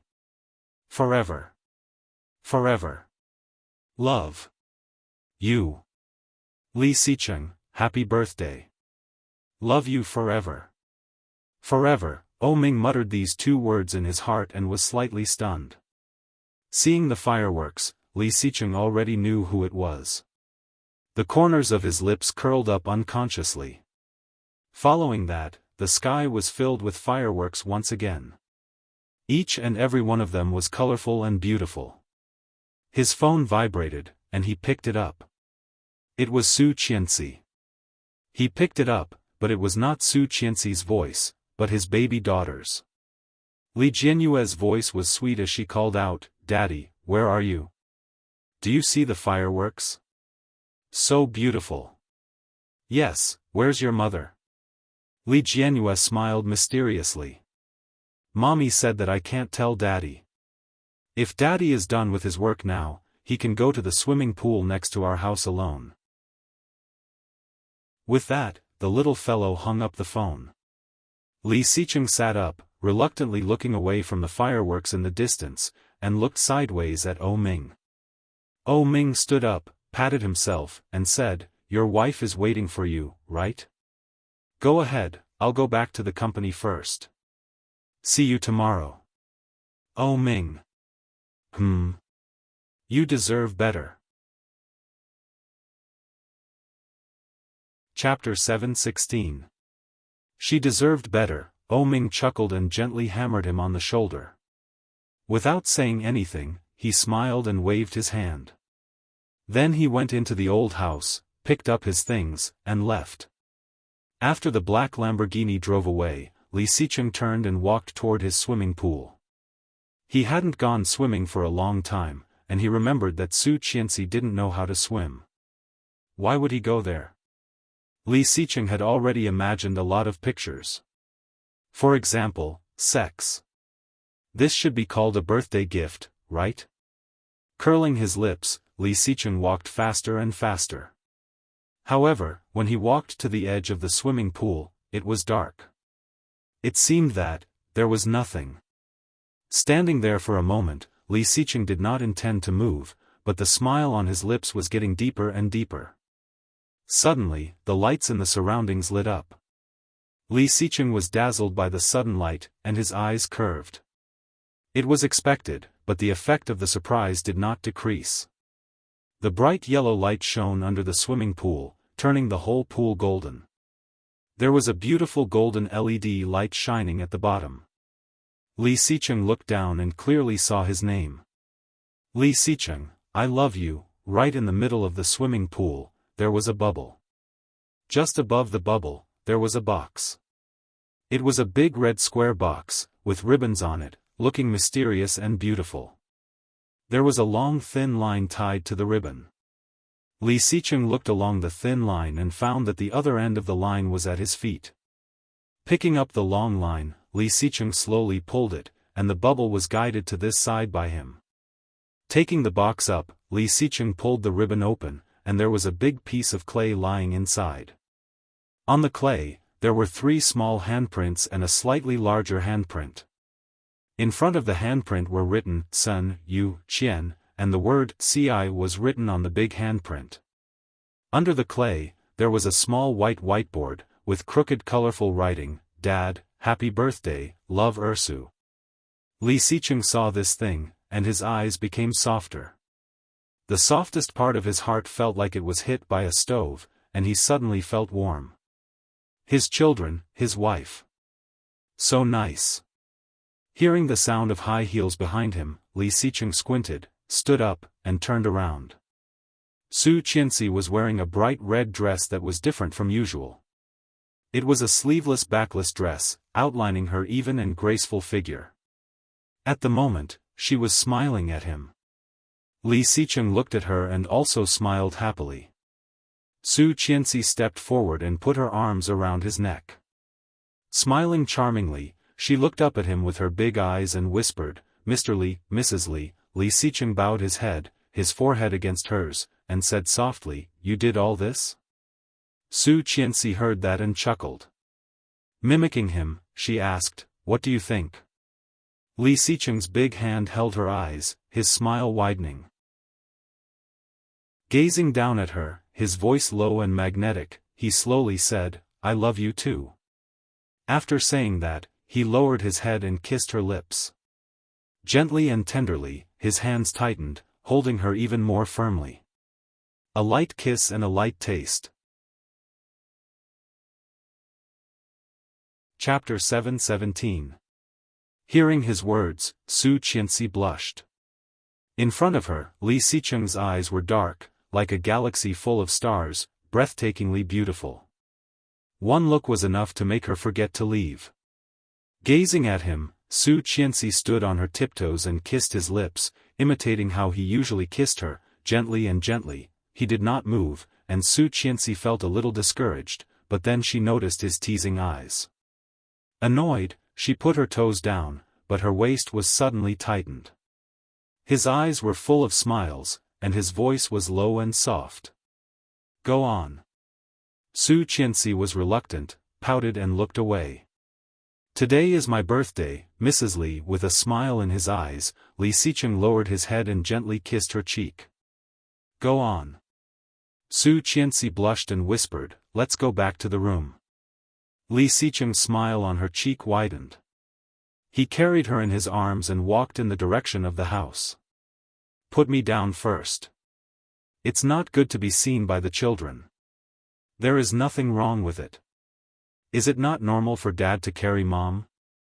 Li Xicheng whispered in her ear, the children all know that their dad wants to carry their mom, and their thoughts are still very pure. Did he mean that Su Qianxi's thoughts were not pure? Su Qianxi blushed even more, gave him a stare, and was about to get down. However, Li Xicheng held her more firmly and whispered, "Don't move. I can't help it." Su Qianxi was speechless. Blushing, she lowered her head and whispered, "Pervert." Li Xicheng's voice was low and gentle, with an indescribable magnetism. Holding her, he walked faster and whispered in her ear, "I have always been like this. You like it too, don't you?" At this time, it was only 9 p.m. The children and Grandpa had already been sent to bed, leaving only Qin Shuhua and Li Xiao in the living room. The old couple was watching TV. Seeing Li Xicheng coming in with Su Qianxi in his arms, Qin Shuhua immediately looked at Li Xiao and smiled. Su Qianxi's face was even redder. Covering her face, she buried her head in his chest and patted him gently, urging, "Hurry up." Li Xicheng's lips curled up as he walked toward the room. She reached out and opened the door. After he walked in, she closed the door. But before she could lock the door, he carried her into the house. As soon as he entered the room, he saw the bed covered in red roses. Li Xicheng chuckled and gently put her down. He whispered, "I didn't expect you to be so romantic." Su Qianxi blushed and looked at him. She hugged his neck and whispered, "In the Maldives, when we first went there, did you put those roses?" That was 5 years ago, when Grandpa forced her to go to the Maldives with Li Xicheng for a vacation. When they just moved in, she saw a bed full of roses. Densely packed, it was very beautiful and fresh. Such flowers were already very expensive. The hotel should not have spent a lot of money on that kind of thing. Su Qianxi only realized this in the past few days. Chapter 7:18. The fiery big palm moved gently from her waist to her back, gently stroking her smooth and delicate back. It was as soft as a peeled egg, smooth and delicate. Li Xicheng couldn't help but touch it a few more times, feeling even more unable to control himself. After a long time, Li Xicheng let go of her, breathing a little fast, and said, "It's me." At that time, Cheng Yu was reading a comic in the company during her break, and the hero was quarreling with the heroine. After the heroine got off work, she returned home and found the bed full of beautiful rose petals, which was very surprising. The hero came out from under the bed and lifted the quilt. The rose petals were scattered all over the sky, which was very beautiful. Li Xicheng had already prepared for her. At that time, seeing her stunned expression, he was also in a good mood. Hearing Li Xicheng's affirmative answer, Su Qianxi's eyes were even more gentle, and she looked up to kiss him. The smile on Li Xicheng's lips widened, and he pushed her to the center of the bed. Dense kisses accompanied by the color of lipstick moved to Su Qianxi's chin, neck, collarbone. Su Qianxi hugged him tighter, and her body couldn't help trembling under the movement of his big hands. No matter how many times she had been with him, her body was always as sensitive as when she first met him. The feeling of numbness spread from the tailbone to the whole body, and Su Qianxi's whole body softened. Li Xicheng gently pulled her shoulder strap and kissed her affectionately and enchantingly, carefully as if he was protecting a precious work of art. "Dad, Dad." Suddenly a child's voice came from outside. Li Xicheng's body stiffened, and before he had time to react, the door of the room had been opened. Su Qianxi was also shocked and quickly pushed him. Her already pink face suddenly became even more flushed. She covered her chest and pulled up her clothes. Li Jianyu ran in, crying, "Dad, my brother won't let me play with the building blocks." Sob. Li Xicheng was a little embarrassed and sat up. Su Qianxi turned around, blushing, and quickly put on her clothes. As for Li Xicheng, he had just kissed Su Qianxi and had not had time to wipe off the lipstick on his mouth. Li Jianyue saw the lipstick mark on his lips, chin, and cheeks. She widened her eyes, looked at Li Xicheng, and said in surprise, "Dad, are you wearing lipstick?" Li Xicheng felt the blue veins in his temples throbbing. Looking at the mirror on the dresser, he took 2 tissues and wiped the lipstick on his face before turning to look at his baby daughter. At this moment, Li Jianyue's big eyes were wet, and she looked a little wronged. Her 2 eyebrows were arched and her little face had turned pink.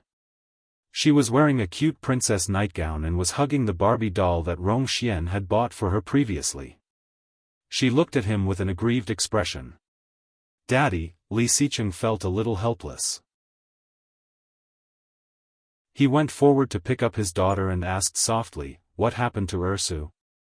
Big brother doesn't let me play with building blocks. Boo-hoo. Big brother is too selfish. I don't like big brother anymore." Li Jianyue hugged Li Xicheng's neck and cried.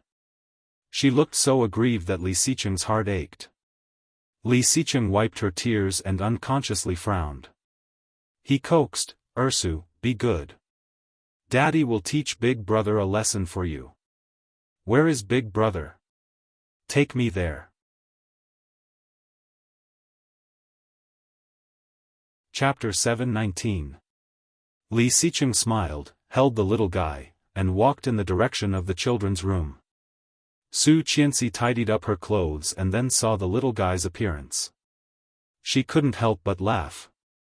Watching the father and son leave, her face became hotter. The surprise she had prepared for him was still coming.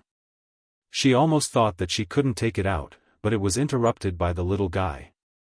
Was this a blessing in disguise? Su Qianxi's face became redder and redder. When Li Xicheng carried Li Jianyue to the children's room, he saw a big tall building block tower as soon as he entered. These blocks were all solid wood blocks he bought for Li Jianxian. Many adults also like to play this game. As soon as Li Xicheng walked in, he was a little surprised. The blocks inside were piled high, and they were actually as high as Li Jianxian's height. The inside was hollow, and there were hollowed gaps on the outside. The whole was a circular tower. Even so, the bottom 3 or 4 layers were very tight and airtight. When it got higher and higher, the distance between the blocks slowly opened up. Each block was only about 2.5 centimeters wide, and it was placed horizontally. There were at least hundreds of them stacked on top of each other. Both Li Jianxian and Li Mosen looked a little excited. They put the last block on the top, and the whole tower shook slightly. But it was only a slight shake, and in a moment, it returned to normal. It looked very tall, but it was very stable. It was placed on the edge of the small bed, just beside Li Jianyue's bed. Wow! Li Jianyue seemed to have forgotten why she called her father over. She looked at the tall tower with her eyes wide open, and her little face was full of worship. Amazing! It's so high. As she spoke, she struggled to get down. Li Xicheng put the little guy down, but Li Jianxian and Li Mosen immediately felt a sense of crisis and shouted at the same time, "Don't come over." Li Jianyue was frightened by them and looked at them with a blank face. Li Jianxian and Li Mosen were carefully guarding the building block tower, for fear that Li Jianyue would come up and destroy it. "Dad!" Li Jianyue pouted and looked at Li Xicheng behind her, pretending to cry again. Li Xicheng held Li Jianyue in his arms and sat on the small bed at the side. He asked, "Did you two do this?" Li Mosen looked at Li Xicheng with stars in his eyes and said, "It was all done by Desu and me." Isn't it amazing? Li Jianxian was also looking forward to it. With a blush on his face, he looked at Li Xicheng, waiting for his comment. "Not bad, but the next time you play, remember to teach your sister how to play. At this time, you should all be asleep. All of you, go to bed." When Li Mosen and Li Jianxian heard that, they immediately climbed onto the bed and covered their heads with the blankets. When Li Jianyue saw this, her big eyes stared straight at the toy tower. She wanted to go forward and touch it. Li Jianxian noticed his sister's gaze and warned, "Don't move, or you'll fall." "Humph. Cheapskate." Li Jianyue got down from Li Xicheng's body and climbed onto her little bed. Looking at the building blocks, her eyes lit up. Li Xicheng chuckled and said with a straight face, "Remember to take your sister to play next time. You can't play by yourself. Do you hear me?" "Oh." Li Jianxian responded and covered his head with the quilt. Li Xicheng stood up, closed the door and went out. But before the door was closed, he heard a crashing sound coming from inside. Hearing this sound, Li Xicheng immediately felt more helpless. Chapter 720. Sure enough, there was a loud cry from inside. Li Xicheng opened the door again, walked in, and turned on the light. At a glance, he saw the two boys, Li Mosen and Li Jianxian, who were about to cry, looking at the small tower in front of them that had collapsed more than half. The small tower, which was originally as tall as them, had already collapsed by more than half, leaving only the bottom layer still standing firmly. "Ah! Li Ersu, you compensate me!" Li Jianxian shouted and almost cried. His eyes were red with anger, and he roared, "You get it back for me. I worked with Mosen all night to finish it." Li Mosen was also a little unhappy, but his mood was obviously calmer. After all, he was just an assistant, and the main force was all Li Jianxian. And the culprit, Li Jianyue, was holding the small quilt with an innocent face. She was stunned by Li Jianxian's roar. When she noticed that her father had come in, she turned her little head to look at Li Xicheng, and she was a little scared. Her little face was a little wronged, and she weakly said, "Dad, you did it?" Li Xicheng's forehead was twisted. Seeing the mess on the ground, he felt a little sorry. The little guy spent a night to finish it, and it must have taken a lot of effort. It was normal for him to be angry when it was knocked down. Li Jianyue bowed her head weakly and whispered, "I just wanted to touch it, but my brother didn't let me play." As she said that, her little face became more and more wrinkled and red, and she cried out of guilt and grievance. Her big eyes narrowed together, and tears rolled down all at once. "Woo-woo. I didn't mean it." Looking at Li Jianxian, he found that the little guy's anger seemed to have subsided a little, but he still looked very unhappy. Li Xicheng had a headache. He held Ersu over, gently wiped her tears, and whispered, "Want to play with your brothers?" Ersu sniffed, and her crying stopped a little. She nodded and said, "Yes. Go apologize to your brother." Li Jianyue heard that, climbed down from Li Xicheng, walked to Li Jianxian's side, and said in a choked voice, "Brother, I'm sorry." Li Jianxian's anger had subsided a lot. When he heard what she said, his face was still stiff. He looked at her and said with some disgust, "Don't cry. You're so ugly." When Li Jianyue heard that, she pouted and pretended to cry again. Li Jianxian's little face became even more disgusted, and he shouted, "If you cry again, I won't play with you anymore." These words scared Li Jianyue so much that she quickly stopped crying. She didn't dare to cry anymore. Li Jianxian was more sensible and smart than many children of his age. He was so thoughtful at such a young age. It seemed that it was good to be raised by his grandfather. Li Mosen and Li Jianxian spent more time with their grandfather, while Li Jianyue often played with Qin Shuhua. The little girl was like a little princess. Although she was smart and sensible, compared to the two boys, she was more delicate. The little guy wanted to play with his brothers. Maybe it would be better, Li Xicheng thought for a moment, clapped his hands at them, and said, "Tomorrow, Dad will make a beautiful one for you. Now, pick up the blocks on the ground first, and we will continue to build them tomorrow." Chapter 721. Li Jianxian did not speak and got out of bed to help. Li Jianrui followed behind and squatted down to help pick it up. She said to Li Mosen, "Brother Mosen, I'm sorry. It's Ersu's fault. I knocked it down. The expression on Li Mosen's face was much better. He smiled at Li Jianrui and reached out to wipe her face. It doesn't matter. Let's play together tomorrow, he said and turned his head to look at Li Jianxian. Okay, Daisu. Li Jianxian picked up the building blocks and said coolly without looking up, then she has to be obedient. She has to promise not to destroy or cry before she can play with us. Li Jianrui heard this and nodded. I won't cry. I'll be obedient.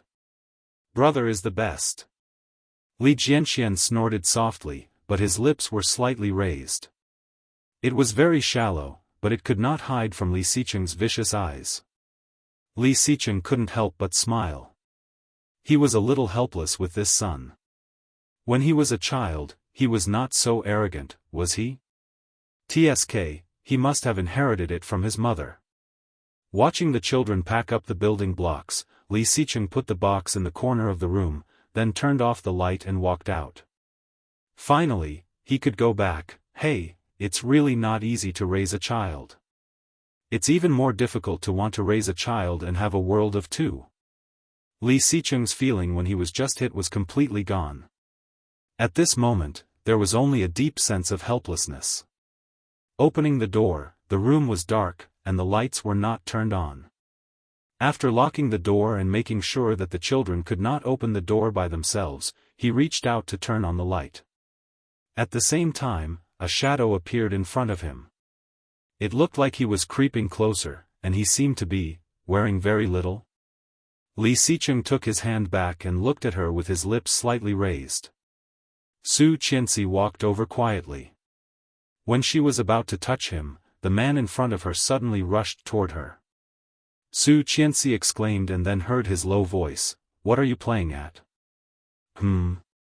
As he said that, his big hand touched her body, which was only wearing a chiffon. Wherever he went, Su Qianxi couldn't help but tremble slightly. She whispered, "Can you see clearly at night?" "I can't see it clearly, but I can see and touch it." Li Xicheng pressed her against the wall and squeezed his thigh between her legs. Holding her, his big hand stroked under her waist. There was only a small piece of fabric between them. Li Xicheng's eyes in the dark night seemed to be refracted by the light, which was particularly eye-catching in the dark night. He chuckled softly, and his voice was soft and gentle as he said slowly, "I like it very much." Su Qianxi's face was burning, but it was so dark that she was sure he could not see her expression. Reaching out, she grabbed his large hand and placed it on her chest. She whispered, "I heard that men like to play with excitement." Li Xicheng chuckled, leaned against her neck, and gently rubbed it. Feeling her sensitive shiver, he felt indescribably satisfied. He said softly, "This is not exciting. How about something new?" Su Qianxi blushed even more. She opened her big round eyes in the dark and asked weakly, "What's new?"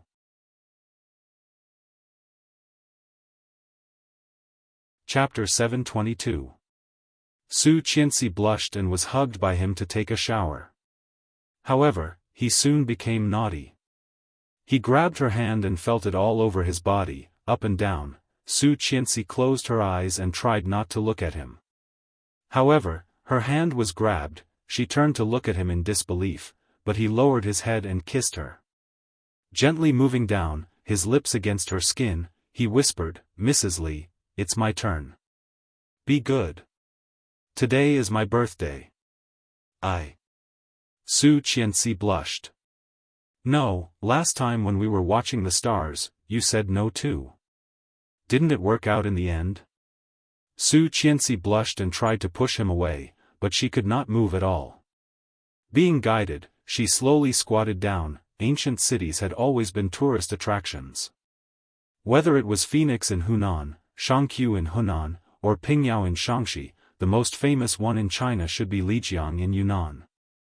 At the same time, there were also many hotels and inns in Lijiang. All kinds of very ethnic pendants and streets were across Lijiang. On the day of September 30th, the inns located not far from Lijiang's Bar Street were all full. However, there was an inn called Elegant Solitude with only a few customers. A young man and a woman wearing glasses and hats walked in.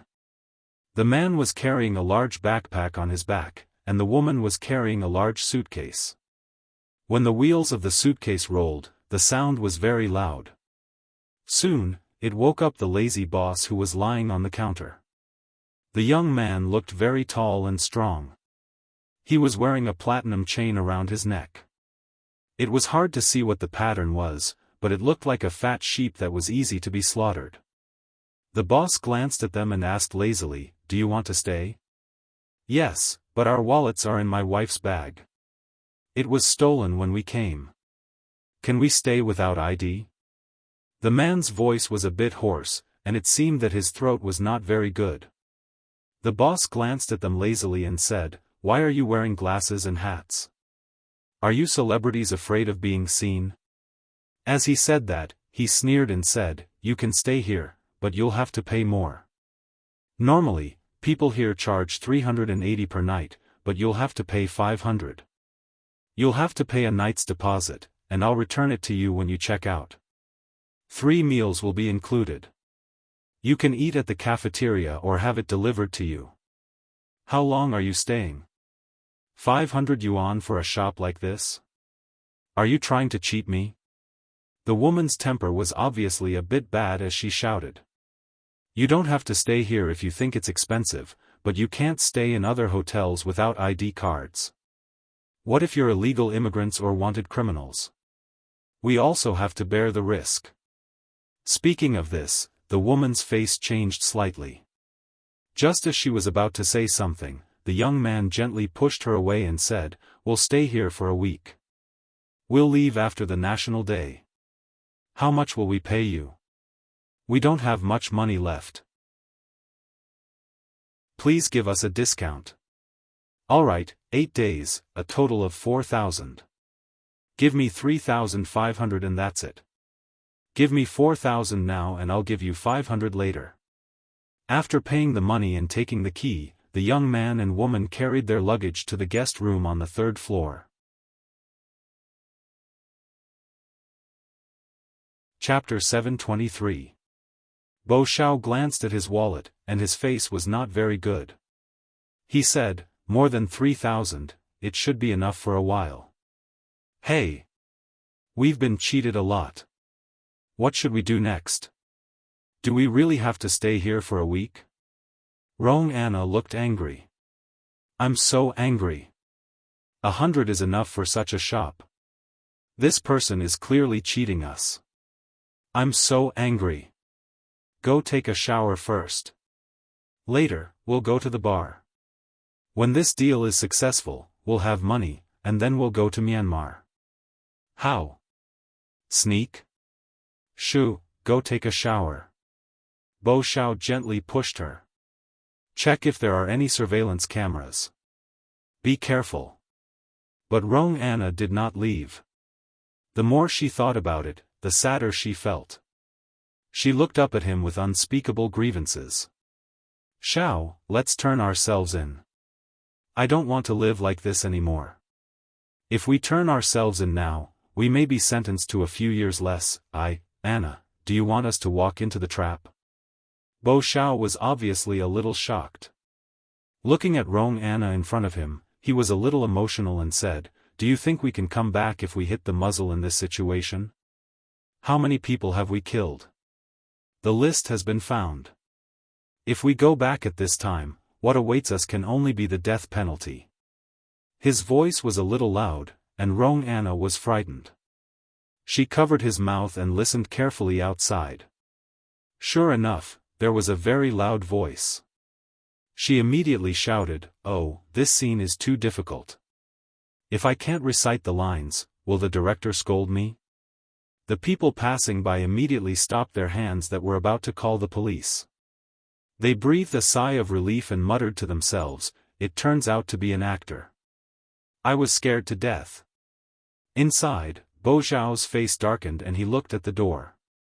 The soundproofing effect of this small inn was not very good. The environment was comfortable and clean, but the overall style was elegant and beautiful. In fact, there was no equipment worth the price. The reason why they chose this place was precisely because it was dark here. If something really happened, the owner probably would not dare to call the police. Hearing the footsteps outside go away, Bo Xiao and Rong Anna relaxed. Rong Anna looked at Bo Xiao, and there was some pleading in her eyes. Anyway, don't get excited. Don't beat the grass and scare the snake. Settle down first, find a partner, hand over the goods, get the money, and we'll go. Bo Xiao was a little reluctant. He shook his head and said with an obvious anger on his face, yes, after finishing this task, we will go out and lie low for a while. But we will come back sooner or later. Li Xicheng colluded with Tang Menjing to frame us. The Bo group has been destroyed, and my father is in prison. Now we can't even go home. It's all their fault. Seeing the ruthlessness in Bo Xiao's eyes, Rong Anna's eyes were full of pity. She whispered, Xiao, in fact, it is not their fault. We pushed Li Xicheng too hard. If we did not want to kill Su Qianxi again and again, maybe he would not be so cruel to us. If we were friends with him at the beginning, and then pulled him into our camp, maybe, what's the use of saying this now? Bo Xiao's face was cold. I have already dealt with Tang Menjing. I asked someone to draw an X on her face. She was burned by fire 4 years ago, and she uses makeup to cover the scar every day. Now she can't even put on makeup. Next, it's Li Xicheng.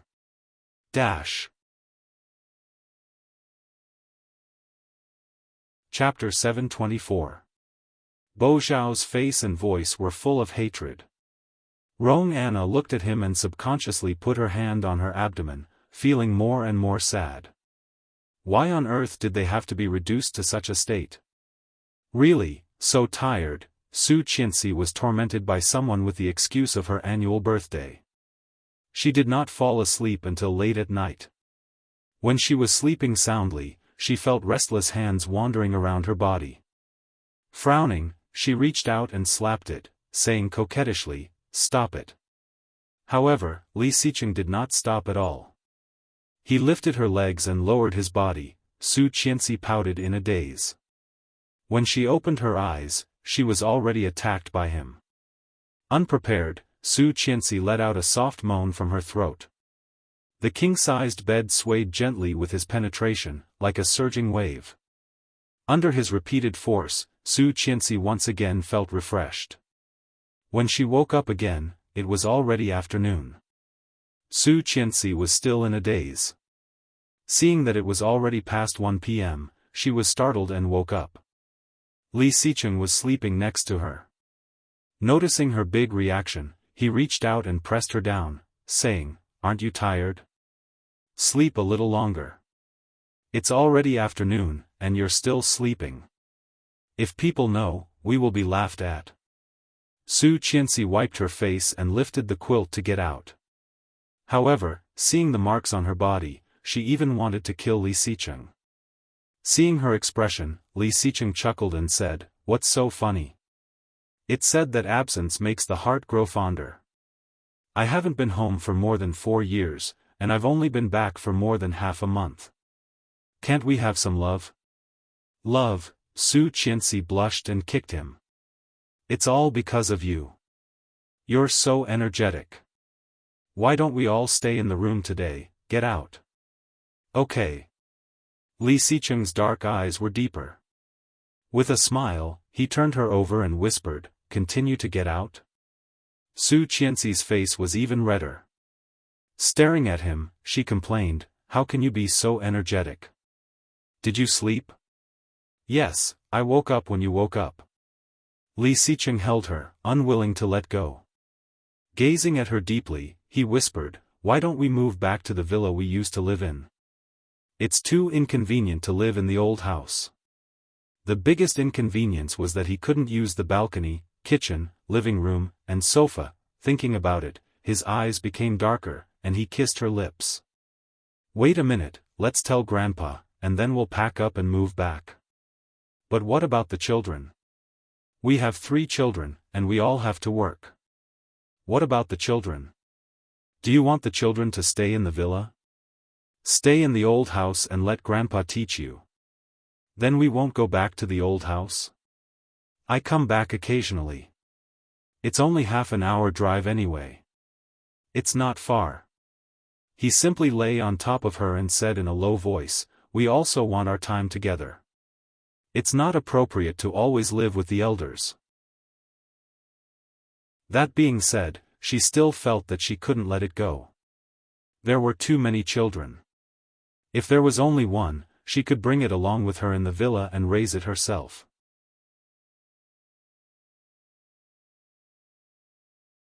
Chapter 725. But, I don't think it's a good idea.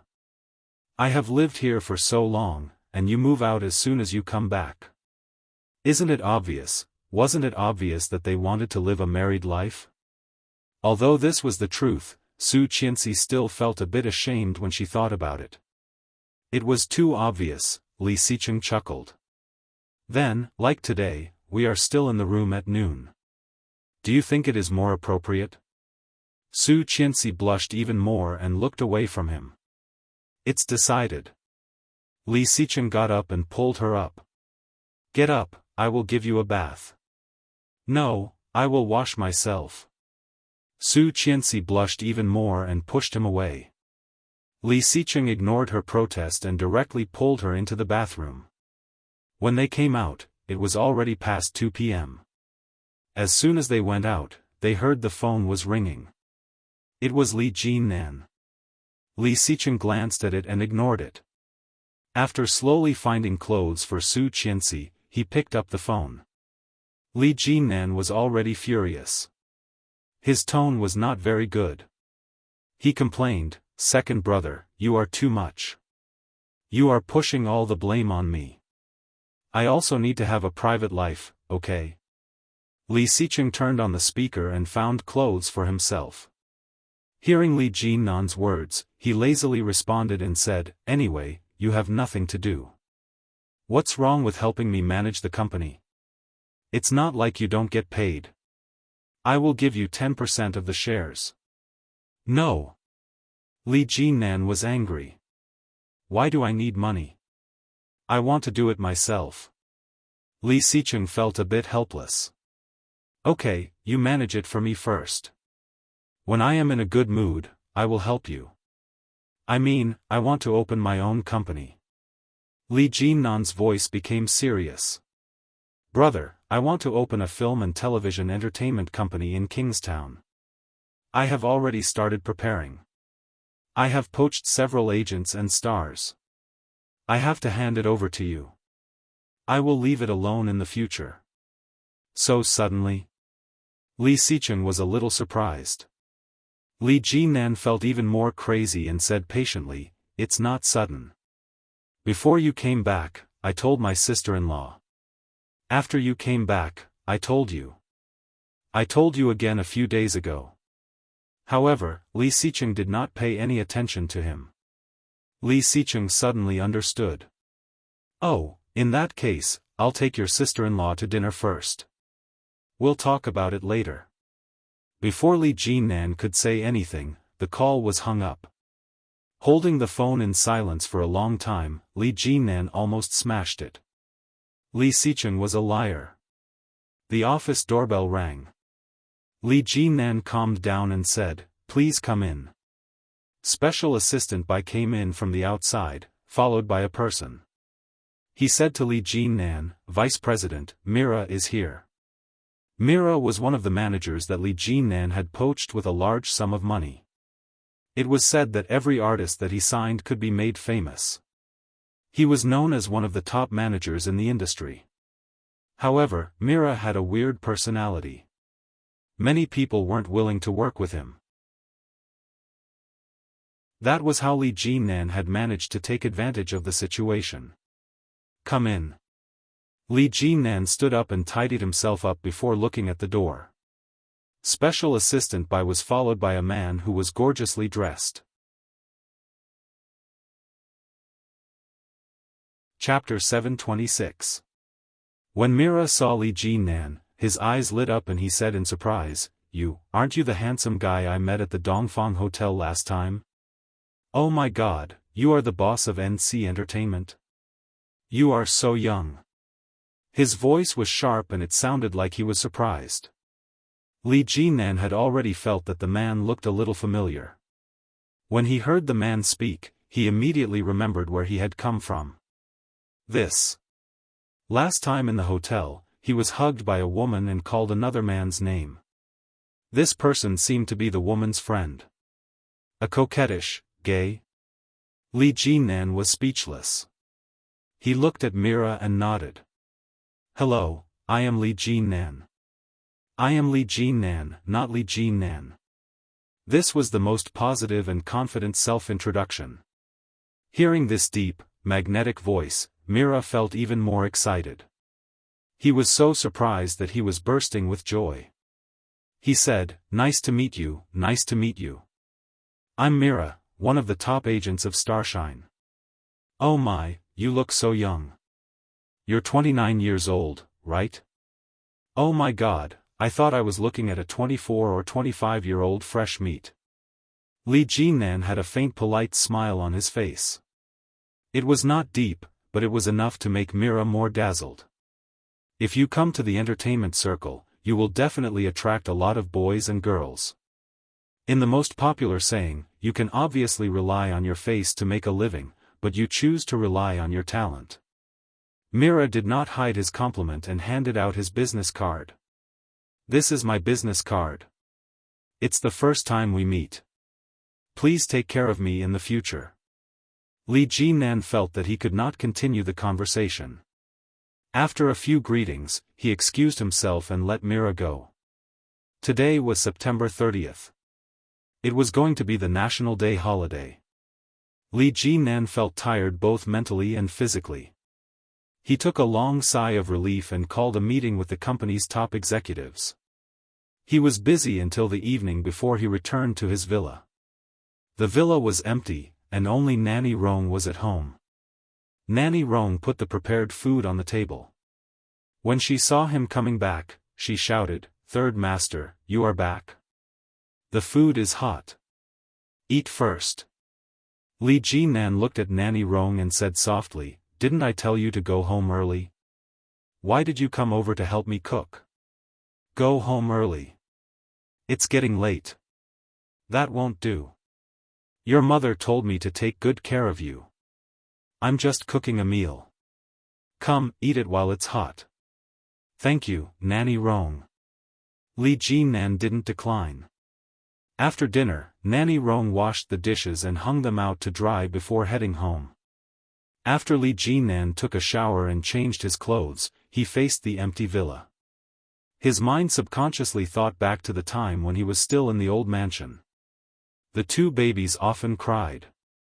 Su Qianxi and her mother held one each and comforted them anxiously. Li Jinan watched her gradually wither from a delicate flower in the palm of Li Xicheng, but there was nothing he could do. Perhaps he was trying to escape, or perhaps he couldn't bear it. Li Jinan moved out of the old house. He was afraid that he couldn't help but love the poor little widow on behalf of his dead brother. Fortunately, he came back. This was the best outcome, wasn't it? Ding dong. His phone rang, and a WeChat message popped up, Mira.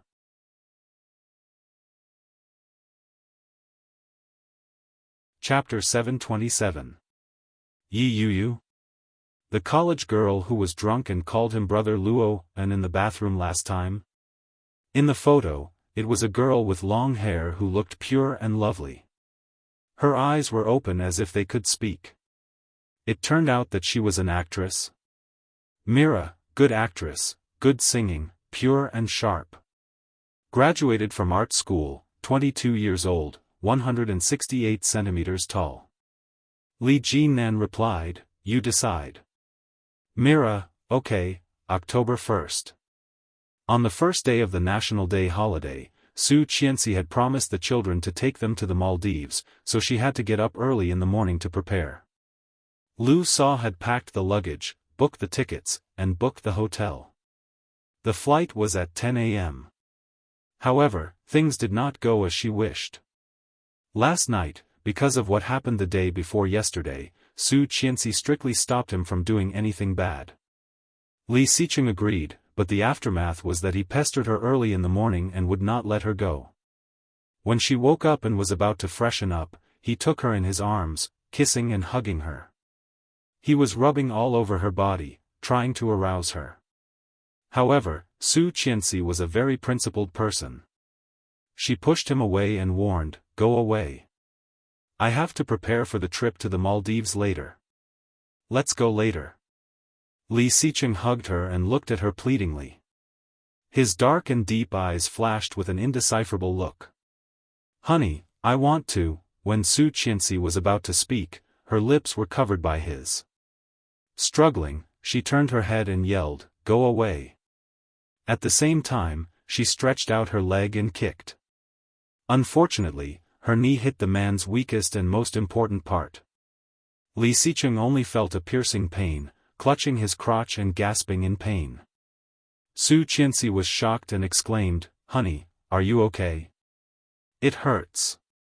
Li Xicheng grabbed her hand and sounded very painful. Su Qianxi panicked and yelled, "What should I do? It's okay. Just rub it for me. Come on, rub it." Hearing this, Su Qianxi's original nervousness and fear were all gone.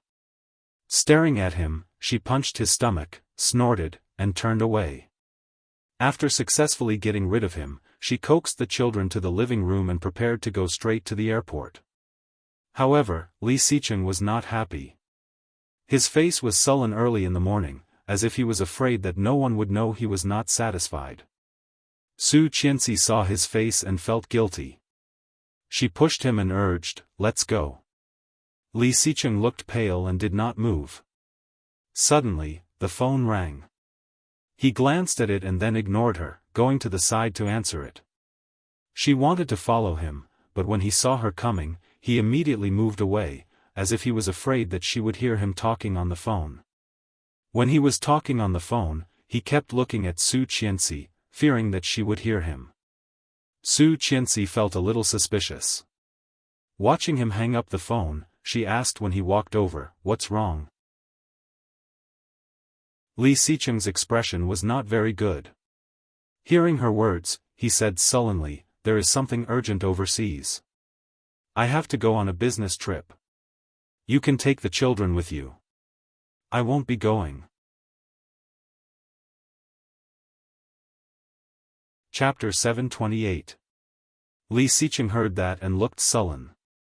He squinted at her and said, "It's about hundreds of millions of dollars. Of course, it's important. Anyway, you have children and don't want me anymore. I'll just go on a business trip." "No, Mom, let's go. I want to go to the horse's ears." Li Jianyue called Su Qianxi from a distance. After Su Qianxi responded, she pulled Li Xicheng. "Let's go. The children are waiting for us. This is the first time you have a holiday with the children. Don't let them wait for you." Li Xicheng pushed her hand away. "You guys go. I won't go. I have to go on a business trip." "You are not happy?" Su Qianxi looked at him. She heard that when men were not satisfied, their temper was not very good. This guy was also like that? Su Qianxi frowned and said with a blush, "Wait until we get to the Maldives." "No, I'm busy at the company. Help me talk to the children."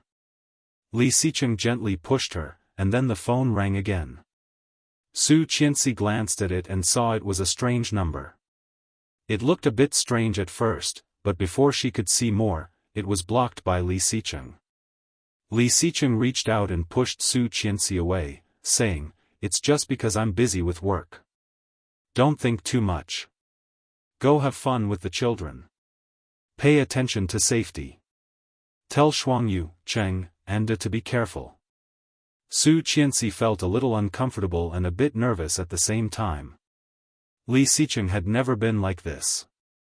Generally speaking, no matter how busy his work was, he would refuse it. It was the first time that he insisted on going on a business trip like today. Are you really angry? Su Qianxi took his hand and said coquettishly, let's wait until we get to the hotel. There's no time now. Let's not mess around, okay? No. Li Xicheng looked indifferent and pulled her hand away. Go ahead. I still have to go to the company to get some documents. I will go on a business trip later. You can leave my luggage here. Bye. Then, he really turned around and walked away. Su Qianxi's heart seemed to be blocked, not very comfortable. Li Xicheng was angry. He was not like this before. Why? Was it just because she had just rejected him? Was that why he treated her so coldly on purpose? Seeing that he really left without looking back, Su Qianxi felt a bit annoyed. Forget it, if you're angry, then be angry. I'm the one who should be angry. Why didn't he give her a break? So what if he threw a tantrum? Once he calmed down, she wouldn't let him sleep with her. Let's see who was more ruthless. Seeing his back gradually disappearing at the end of the hallway, she stomped her foot and cursed in a low voice, childish. He turned around and angrily ordered the bodyguards to carry the luggage to the nanny van. Louis Han fell asleep at 4 in the morning and slept until noon the next day. But before he could have his fill of sleep, he was woken up by the sound of banging outside. Louis Han got up impatiently and walked toward the source of the sound. He was surprised to find that it was the kitchen. Luo Zhan was wearing an apron and holding a kitchen knife in his hand. He couldn't bear to look at it and stood aside, watching the big crabs in the pool struggling to escape. Louis Han chuckled and asked, "What are you doing?" Luo Zhan heard his voice and looked a bit embarrassed. His voice was a bit weak. "I'm cooking."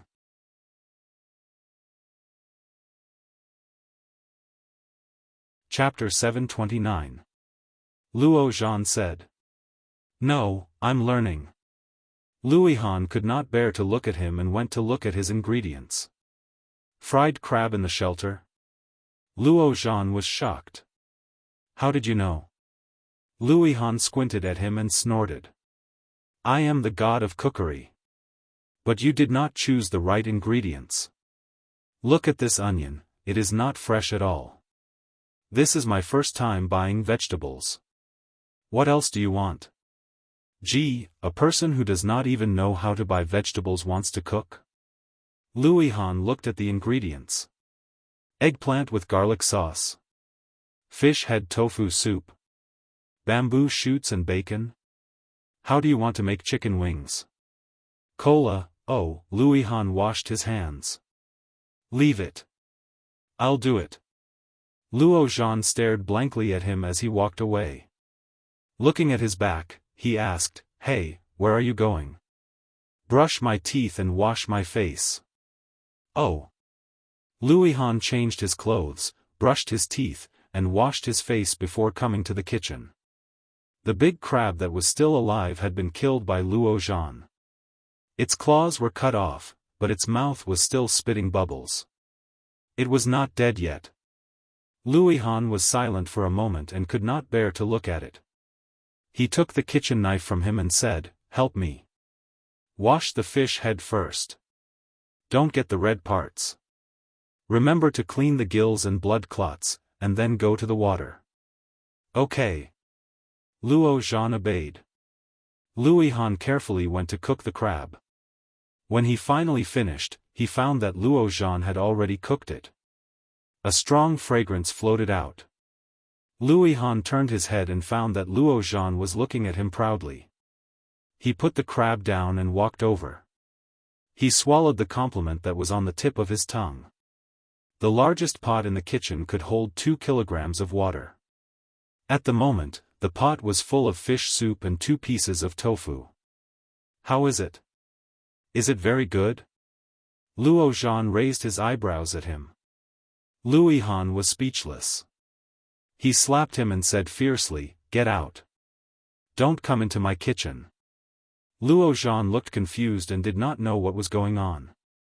Watching Louis Han lift the pot and pour out nearly 4/5 of the water, she suddenly realized. Too much water? Louis Han glanced at him in disgust. Idiot, don't tell anyone that you know me. Luo Zhan silently retreated to the side and had to do something else to pass the time. About 40 minutes later, Louis Han was done cooking. When it was done, Louis Han suddenly came back to his senses and said, "Oh no, I haven't cooked yet." Luo Zhan's eyes lit up when he heard that, and he said with some complacency, "I've already cooked."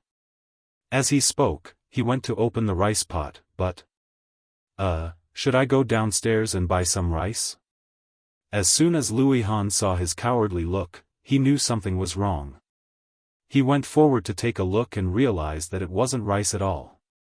It was simply porridge without any soup. It was so rotten that one could not look straight at it. Louis Han was completely defeated by him. With a dark face, he said, "Without me, you won't be able to survive." This sentence inexplicably caused Luo Zhan's heartbeat to suddenly accelerate. This sentence. What? What did he mean? Louis Han did not notice Luo Zhan's strangeness behind him. He picked up the rotten rice and said helplessly, "With some improvement, it can still be eaten as porridge. Go boil some water." When Luo Zhan heard this, his face burned even more. He tried to be casual and responded, "Oh." Chapter 730. Luo Zhan sneered. "You are useless. I am just not good at it. Let's compete in something else. Like cleaning? Or dressing up? Chasing girls?" Louis Han took out the rice from the pot and raised his eyebrows. "It seems that there is nothing you are good at." Luo Zhan was silent for a moment and said, "I can play basketball, badminton, tennis, volleyball, running, I can do all of them. How about swimming, weightlifting, push-ups, and sit-ups?" Luo Zhan was speechless. "Kill." Luo Zhan decided to ignore him. After washing his hands, he went to set the table. When Louis Han finally made the porridge, many of the fried crabs on the table had been eaten by Luo Zhan. Louis Han came up with a helpless face and reached out to grab the crab pincer that Luo Zhan had just picked up. After the meal, Luo Zhan consciously went to wash the dishes. After cleaning up everything, he came out again and found that Louis Han had fallen asleep. At this moment, Louis Han was half leaning on the bed, one foot on the sofa, one hand on the armrest, the other on the back of the chair, his head leaning against the corner of the sofa, eyes closed, breathing evenly. Luo Zhan looked at his face and unconsciously slowed down. Walking forward slowly, Luo Zhan looked at Louis Han's face and subconsciously held his breath. Louis Han was really good looking. Louis Han's lines were strong and sunny. Whether in terms of ability or appearance, Louis Han was absolutely outstanding. But he fell in love with someone he shouldn't have. Luo Zhan had some sympathy in his heart. He took the blanket next to the sofa and covered him. His body slightly leaned down, and inadvertently, Louis Han's breath blew on his face. It was ticklish and a little provocative. Luo Zhan's heart suddenly jumped, and even he felt caught off guard. However, his body seemed to be unable to move. Luo Zhan looked at the man in front of him, slightly bent down, and gently, slowly approached. Louis Han's eyelashes were thick and slender. At this moment, his eyes were closed, and his long eyelashes were hanging down, casting on his white skin, looking very beautiful. Slowly approaching, Luo Zhan only felt a softness on his lips, and an indescribable strange feeling made all the hair on his body stand up. Suddenly getting up, Luo Zhan took a big step back and looked at him incredulously. Turning around, he immediately turned to the side of the corridor to hide. What was he doing? What are you doing? Luo Zhan, you're crazy. Luo Zhan's heart was beating fast. He quickly returned to the room and closed the door. Then, he leaned against the door and gasped for breath. Crazy, crazy, really crazy, on the sofa, Louis Han's eyelashes fluttered, and then he opened his eyes. Seeing the direction where Luo Zhan was hiding, she subconsciously reached out and touched her lips. Was that Luo Zhan?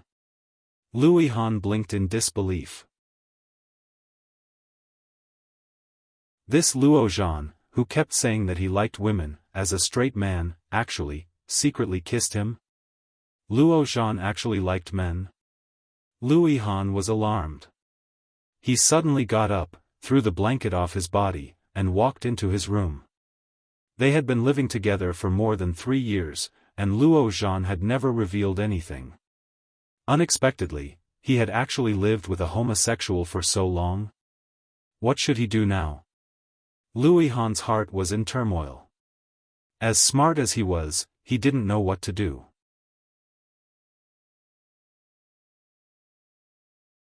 Chapter 731. Was he going to drive him away? Louis Han's heart was in a mess. No wonder Luo Zhan was 30 years old and had not had a girlfriend until now. It was no wonder that he often looked at her with a strange gaze. No wonder, Louis Han felt as if he had figured everything out, but at the same time, he also felt a bit of a headache. What the hell was this? A good friend who had lived with him for more than 3 years actually kissed him secretly. This situation could not be regarded as an accident, right? Louis Han patted his head in distress. Finally, he sighed, packed his luggage, and went out the door. Luo Zhan heard the sound of the door being closed, leaned against the door, and there was some indescribable disappointment in his heart. He seemed to be bent. Su Qianxi brought 3 bodyguards, Shuang Yu, Cheng, and De. When she arrived at the Maldives with the children, they were a little sleepy and disinterested. Checking into the hotel, Su Qianxi arranged for the 3 little guys and Shuang Yu to stay in a double room, and Cheng and De to stay in another room. The children were all sleepy, so she let them take a nap and went to her room to call Li Xicheng. There was no answer, and the mechanical female voice reminded her that the phone was turned off. Su Qianxi's little face was wrinkled, and she was in a bad mood. Li Xicheng actually turned off his phone.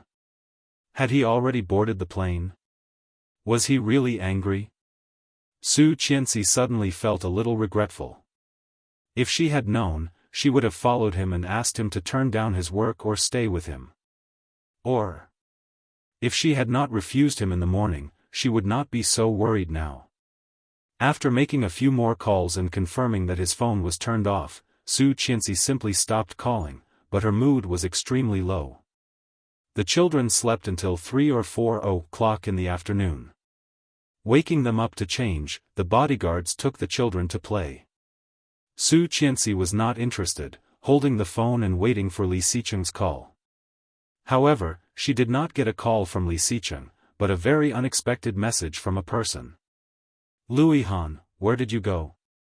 Su Qianxi, Maldives. Louis Han, I saw Li Xicheng at the airport, but I didn't see you. Are you not together?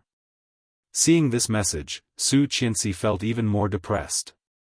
She replied, he is going on a business trip, not with me. Louis Han, picture. Su Qianxi clicked on the picture, and Li Xicheng was there, hugging a beautiful woman with blonde hair and blue eyes. Seeing this picture, Su Qianxi's heart was in her throat. Startled, he stood up abruptly.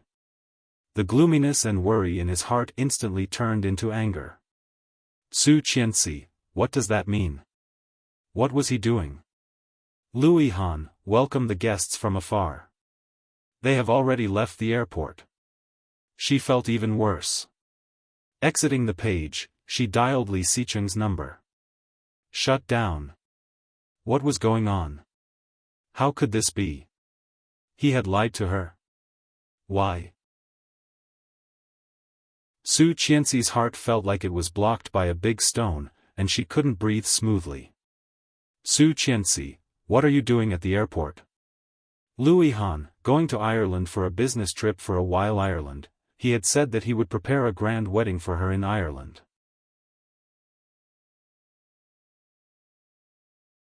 Chapter 732. Why was this happening? Could it be that Li Xiqing had changed his mind and did not want to give her a wedding? That was also true. After all, she had been out for so many years. No matter how great her passion was, it had been worn out. She should have thought of it long ago. However, wasn't he fine a few days ago? Was it just because of her rejection in the morning that he was angry, so he suddenly became cold to her? It didn't make sense. However, Su Qianxi could not find any suitable explanation to explain his sudden lie and his sudden abnormality. Su Qianxi held the phone, and her heart was indescribably complicated. What was going on? She called Li Xiqing again, but the result was still the same. The children were running around on the beach and playing very happily, but Su Qianxi's heart was indescribably complicated. What was this? He suddenly changed. What did this mean? A gust of wind blew, and Su Qianxi's heart was blown into pieces. Her heart was slightly sour. If he really had a change of heart, what should she do? Su Qianxi sadly found that she did not have a sense of security at all. For 4 years, she had been looking forward to his return every day. Now that he was back, she felt that every day was like a dream. Now, she finally felt that she had woken up from her dream. "Mom, come and play." Li Jianxian ran over to Su Qianxi, took her hand, and shouted, "Ersu and Mosen are all there. Let's play together." Su Qianxi looked at Li Jianxian's little face, which looked very similar to Li Xiqing's, and smiled gently. She let him pull her and followed him to the beach where Li Jianyue and Mosen were. What she did not know was that a pair of eyes had been staying in the dark, faintly looking over here with ferocious hatred. His eyes swept over Su Qianxi and the 3 children. Li Xiqing was really not there. So, it was time to do it. This time, after controlling Li Xiqing's wife and children, Li Xiqing would not be happy anymore. Su Qianxi noticed that someone was staring at her, but when she looked back, she saw the bustling people on the island. It seemed that no one was specifically staring at her. Was it an illusion? She didn't mind and quickly turned around to play with the children. When the children were tired, Su Qianxi took them to the chairs on the beach and ordered a drink for each of them. While waiting for the drink, she heard the waiter's respectful and fluent English. "Miss Tang, your freshly squeezed orange juice." Hearing this voice, Su Qianxi's back stiffened and turned to look. It was a young woman with a slender figure. She wore large sunglasses that obscured her face. She was wearing a bikini and was basking in the sun. Su Qianxi looked at her and found that her facial features were very smooth. Su Qianxi took a few glances and found that his facial features were very smooth and regular. Fortunately, it was not Su. Su Qianxi let out a sigh of relief and laughed at herself. There were many people with the surname Tang in the country. Tang Menjing was now a wanted criminal. How could she come to the Maldives? How could she come to the Maldives?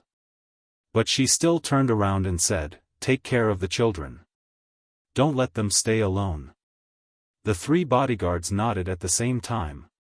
Su Qianxi bowed her head again and said to the children, "Remember to take care of your sister.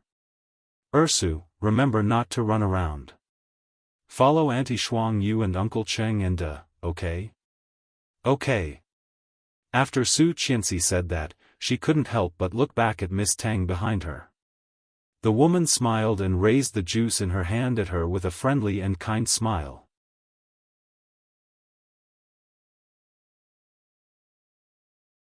Chapter 733.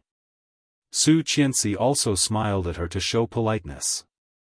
Soon, the woman surnamed Tang stood up, and it was because of this that Su Qianxi noticed that this woman's figure was very good.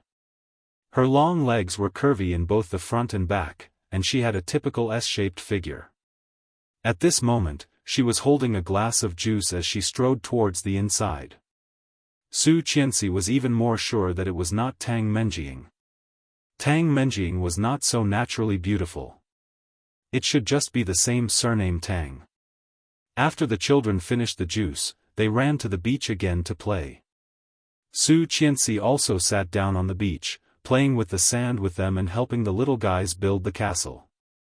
At about 5 o'clock, they returned to the hotel for dinner. It was a buffet. Several little guys were sitting on the chairs, shaking their short legs, waiting for their mother and Shuangyu to bring them food. Cheng and De sat on the side watching the children. Vaguely, they seemed to feel that someone was staring at this side, especially the children. The two bodyguards sat at the next table and secretly became vigilant. A beautiful woman, twisting her waist, walked up to the table where the three children were, and smiled kindly and beautifully. Cheng and De looked at each other, stood up at the same time, and walked over there. The woman apparently did not expect the existence of bodyguards behind her. She sat next to Li Jianyue and asked in Chinese, "Little girl, what's your name?" However, Li Jianyue had become a lot smarter under the education of Li Xicheng. She asked, "Auntie, what's the matter?" "Auntie, there are people sitting there." Li Jianxian also said, "There are empty tables in the back. You can go there and sit." "Well, when our mother comes back, there will be no place to sit." Li Mosen also nodded in agreement. The woman was driven away by several children like this, and there was embarrassment on her face. Finally, when she heard Li Mosen speak fluent Chinese, her face seemed to be surprised. "You children all have the same mother? This little brother seems to be mixed race. Is your mother or father a foreigner?" "Mixed race. Foreigner." Since he was very young, he had been listening to these two words growing up. To Li Mosen, these two words were terrifying poisonous thorns. At this moment, hearing such words, Li Mosen did not want to remain friendly and said unhappily, "Auntie, my mother is coming back. Please go." The woman sneered. Just as she was about to say something, someone placed a hand on her shoulder. A tall, rugged man stood in the back, looking down at her. It looked like it couldn't speak. He lifted her up and dragged her to the side. Cheng wrote a little, but the woman didn't understand sign language.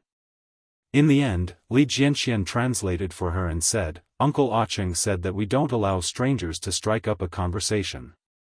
Please respect yourself." No one could stand being chased away again and again. As more and more people gathered around, the woman's face turned white and then red. Finally, she stomped her feet and turned to leave. When Su Qianxi came back, she happened to see the back of the woman leaving. Wasn't that the one just now? After asking about the situation, she was alarmed. Do not talk to strangers. If a stranger approaches you, remember to shout, call Cheng, De, and Shuangyu. Do you hear me? Chapter 734. However, Li Mosen did not seem to be in a good mood. He kept turning his head to look at the mirror beside him. His blue eyes, brown hair, and skin that was fairer than many people made him look out of place with the people around him. This little brother seems to be mixed race. Is your mother or father a foreigner? This sentence could not be dispelled in his mind. Even when eating, Li Mosen had no interest in it. Even if he called them mom and dad now, he was not their biological child. Su Qianxi saw his strangeness and did not point it out. She dipped the conch meat in the sauce and put it in Mosen's small bowl. She said, "Mosen, eat the conch meat." The children liked to eat seafood very much. They could not eat too much, but it was still okay to eat it occasionally. "Mom, I want it too." Li Jianxian looked at Li Mosen's small bowl and blinked. His saliva was about to flow down. Su Qianxi glanced at him. "Finish the drumstick in your hand first, and then I'll make it for you." During the conversation, Su Qianxi had opened a few more and put them all in Li Mosen's bowl. There was none of the twins. Li Jianrui was unhappy and pouted. "Mom is biased." She looked at Li Mosen and said, "Brother Mosen, I want it." Li Mosen looked at the conch meat in the bowl, especially when he heard Li Jianrui's bias. The loneliness that had just appeared disappeared without a trace. A smile appeared on little Mosen's face. He dug one for Li Jianrui with a spoon and handed it to her. "Ursu, eat it." Li Jianrui was excited and shouted in a sweet voice, "Brother Mosen is the best." Li Jianxian looked envious and jealous, silently gnawing on the drumstick. Li Mosen also dug one for Li Jianxian. "Desu, eat it too." Li Jianxian was happy. He hooked his arm and put it on Mosen's shoulder. "Thank you, Mosen." Su Qianxi's lips curled up. After eating with the children, she took them to the room to play. While the children were playing, she went out of the room and picked up her mobile phone to call Li Xicheng. It took a long while for the call to go through. As soon as she did, Su Qianxi heard some noise. It sounded like they were having a dinner. His fluent English made Su Qianxi dazed and confused. She blurted out, "Aren't you on a business trip? Have you arrived?" But as soon as he asked, he immediately regretted it. What if he said it? She clearly knew that he didn't board the plane. Li Xicheng seemed to be silent for a moment, then said, "No, I met my former sister, so I changed the date. I will go on a business trip tomorrow." "Are the children asleep?" "Not yet. It's only 8:00. Oh. I forgot about the time difference. Have you eaten?" "Yes, when are you coming over?" "I'm not going. I'll go home after the business trip. I still have things to do." "That's all for now. Go to bed early." Then he hung up. Su Qianxi felt empty. What was wrong with him? He had been fine in the morning. Was he so angry because of her rejection? How did this happen? He felt that in just a few hours, the distance between them had widened. The sudden coldness caught her off guard. With her mind in a mess, Su Qianxi leaned against the wall, slightly dazed. After Li Xicheng hung up the phone, he picked up the phone. It was Cheng Yu. "Boss, I'm ready." "Wan Lily, Mr. Li, you will make the readers think too much."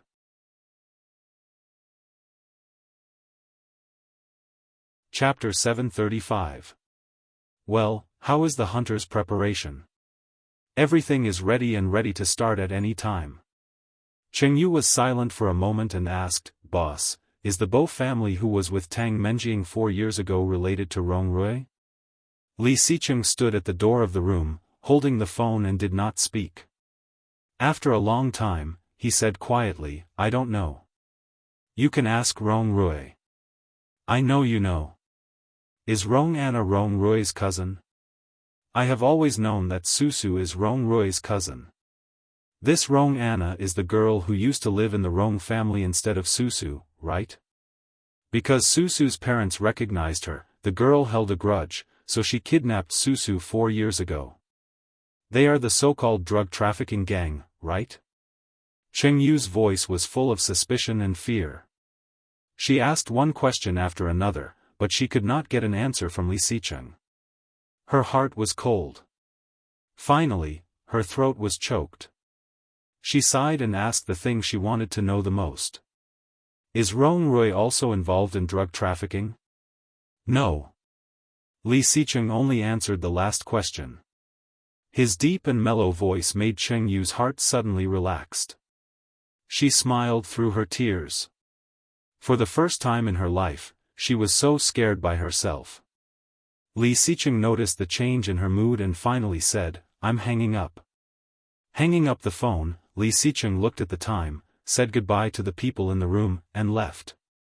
The next day, he took the plane to Ireland at 5:00 in the morning. Cheng Yu had been so busy these 2 days that she didn't even have time to take off her high heels. Sitting on the sofa, she took out her cell phone and made a video call to Rong Rui, who was far away in China. However, it did not go through. She called and found that the phone was turned off. What happened? When she was thinking, the hotel doorbell suddenly rang. She asked in English, "Who is it?" It sounded like a very young man outside. He said with a smile, "Room service." This voice, shocked, Cheng Yu stood up from the sofa and opened the door. Rong Rui was standing outside the door with his daughter in his arms, looking at her with a smile. "Mrs. Rong, do you need room service?" She looked at him for a long while, then chuckled, stood on tiptoe, and hugged him across her daughter. Rong Rui's eyes softened.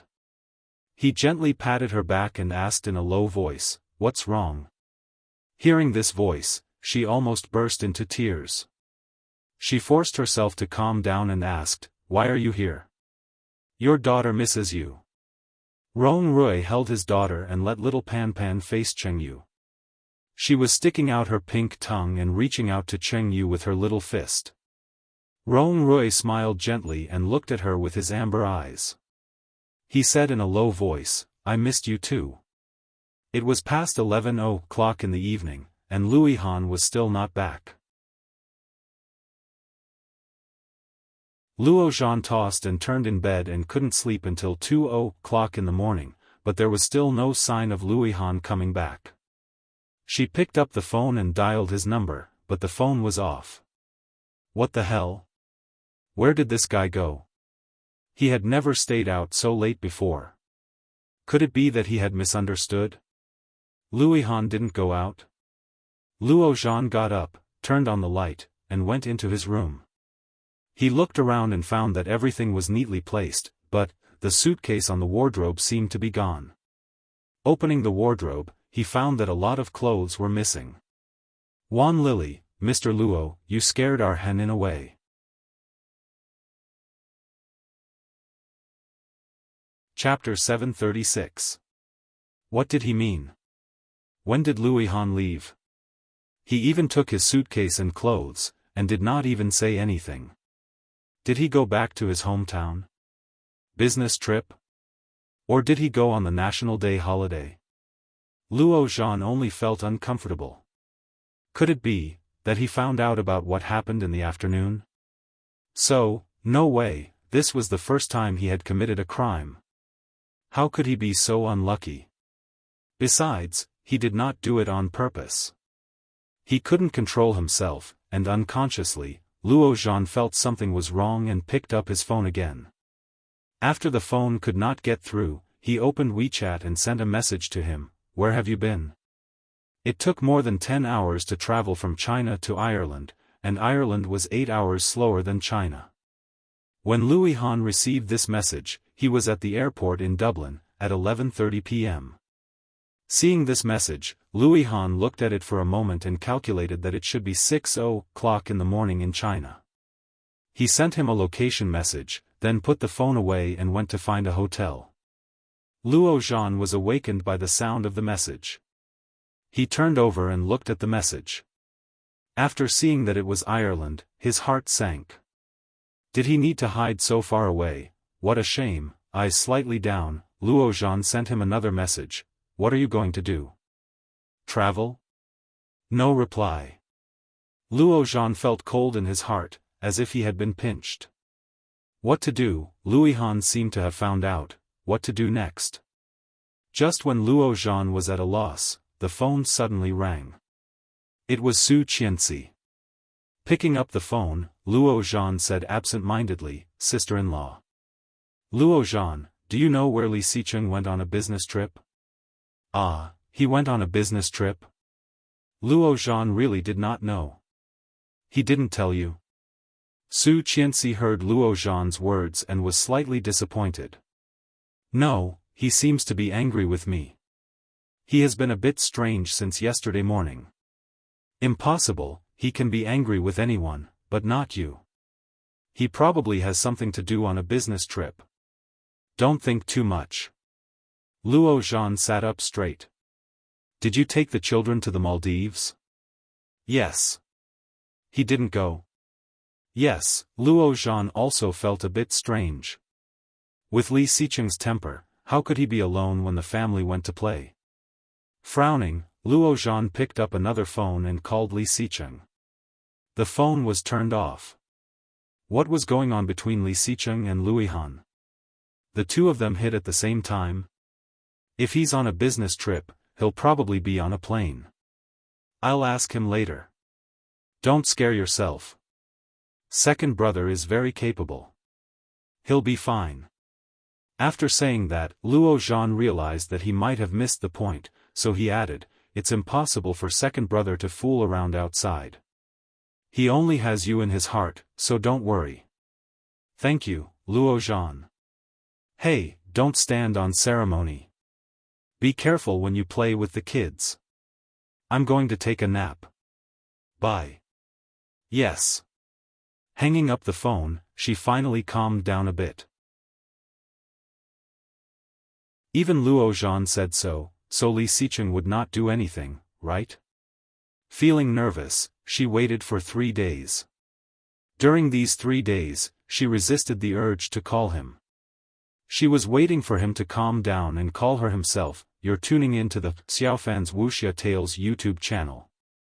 Don't forget to subscribe and join us on this journey to catch the most captivating stories.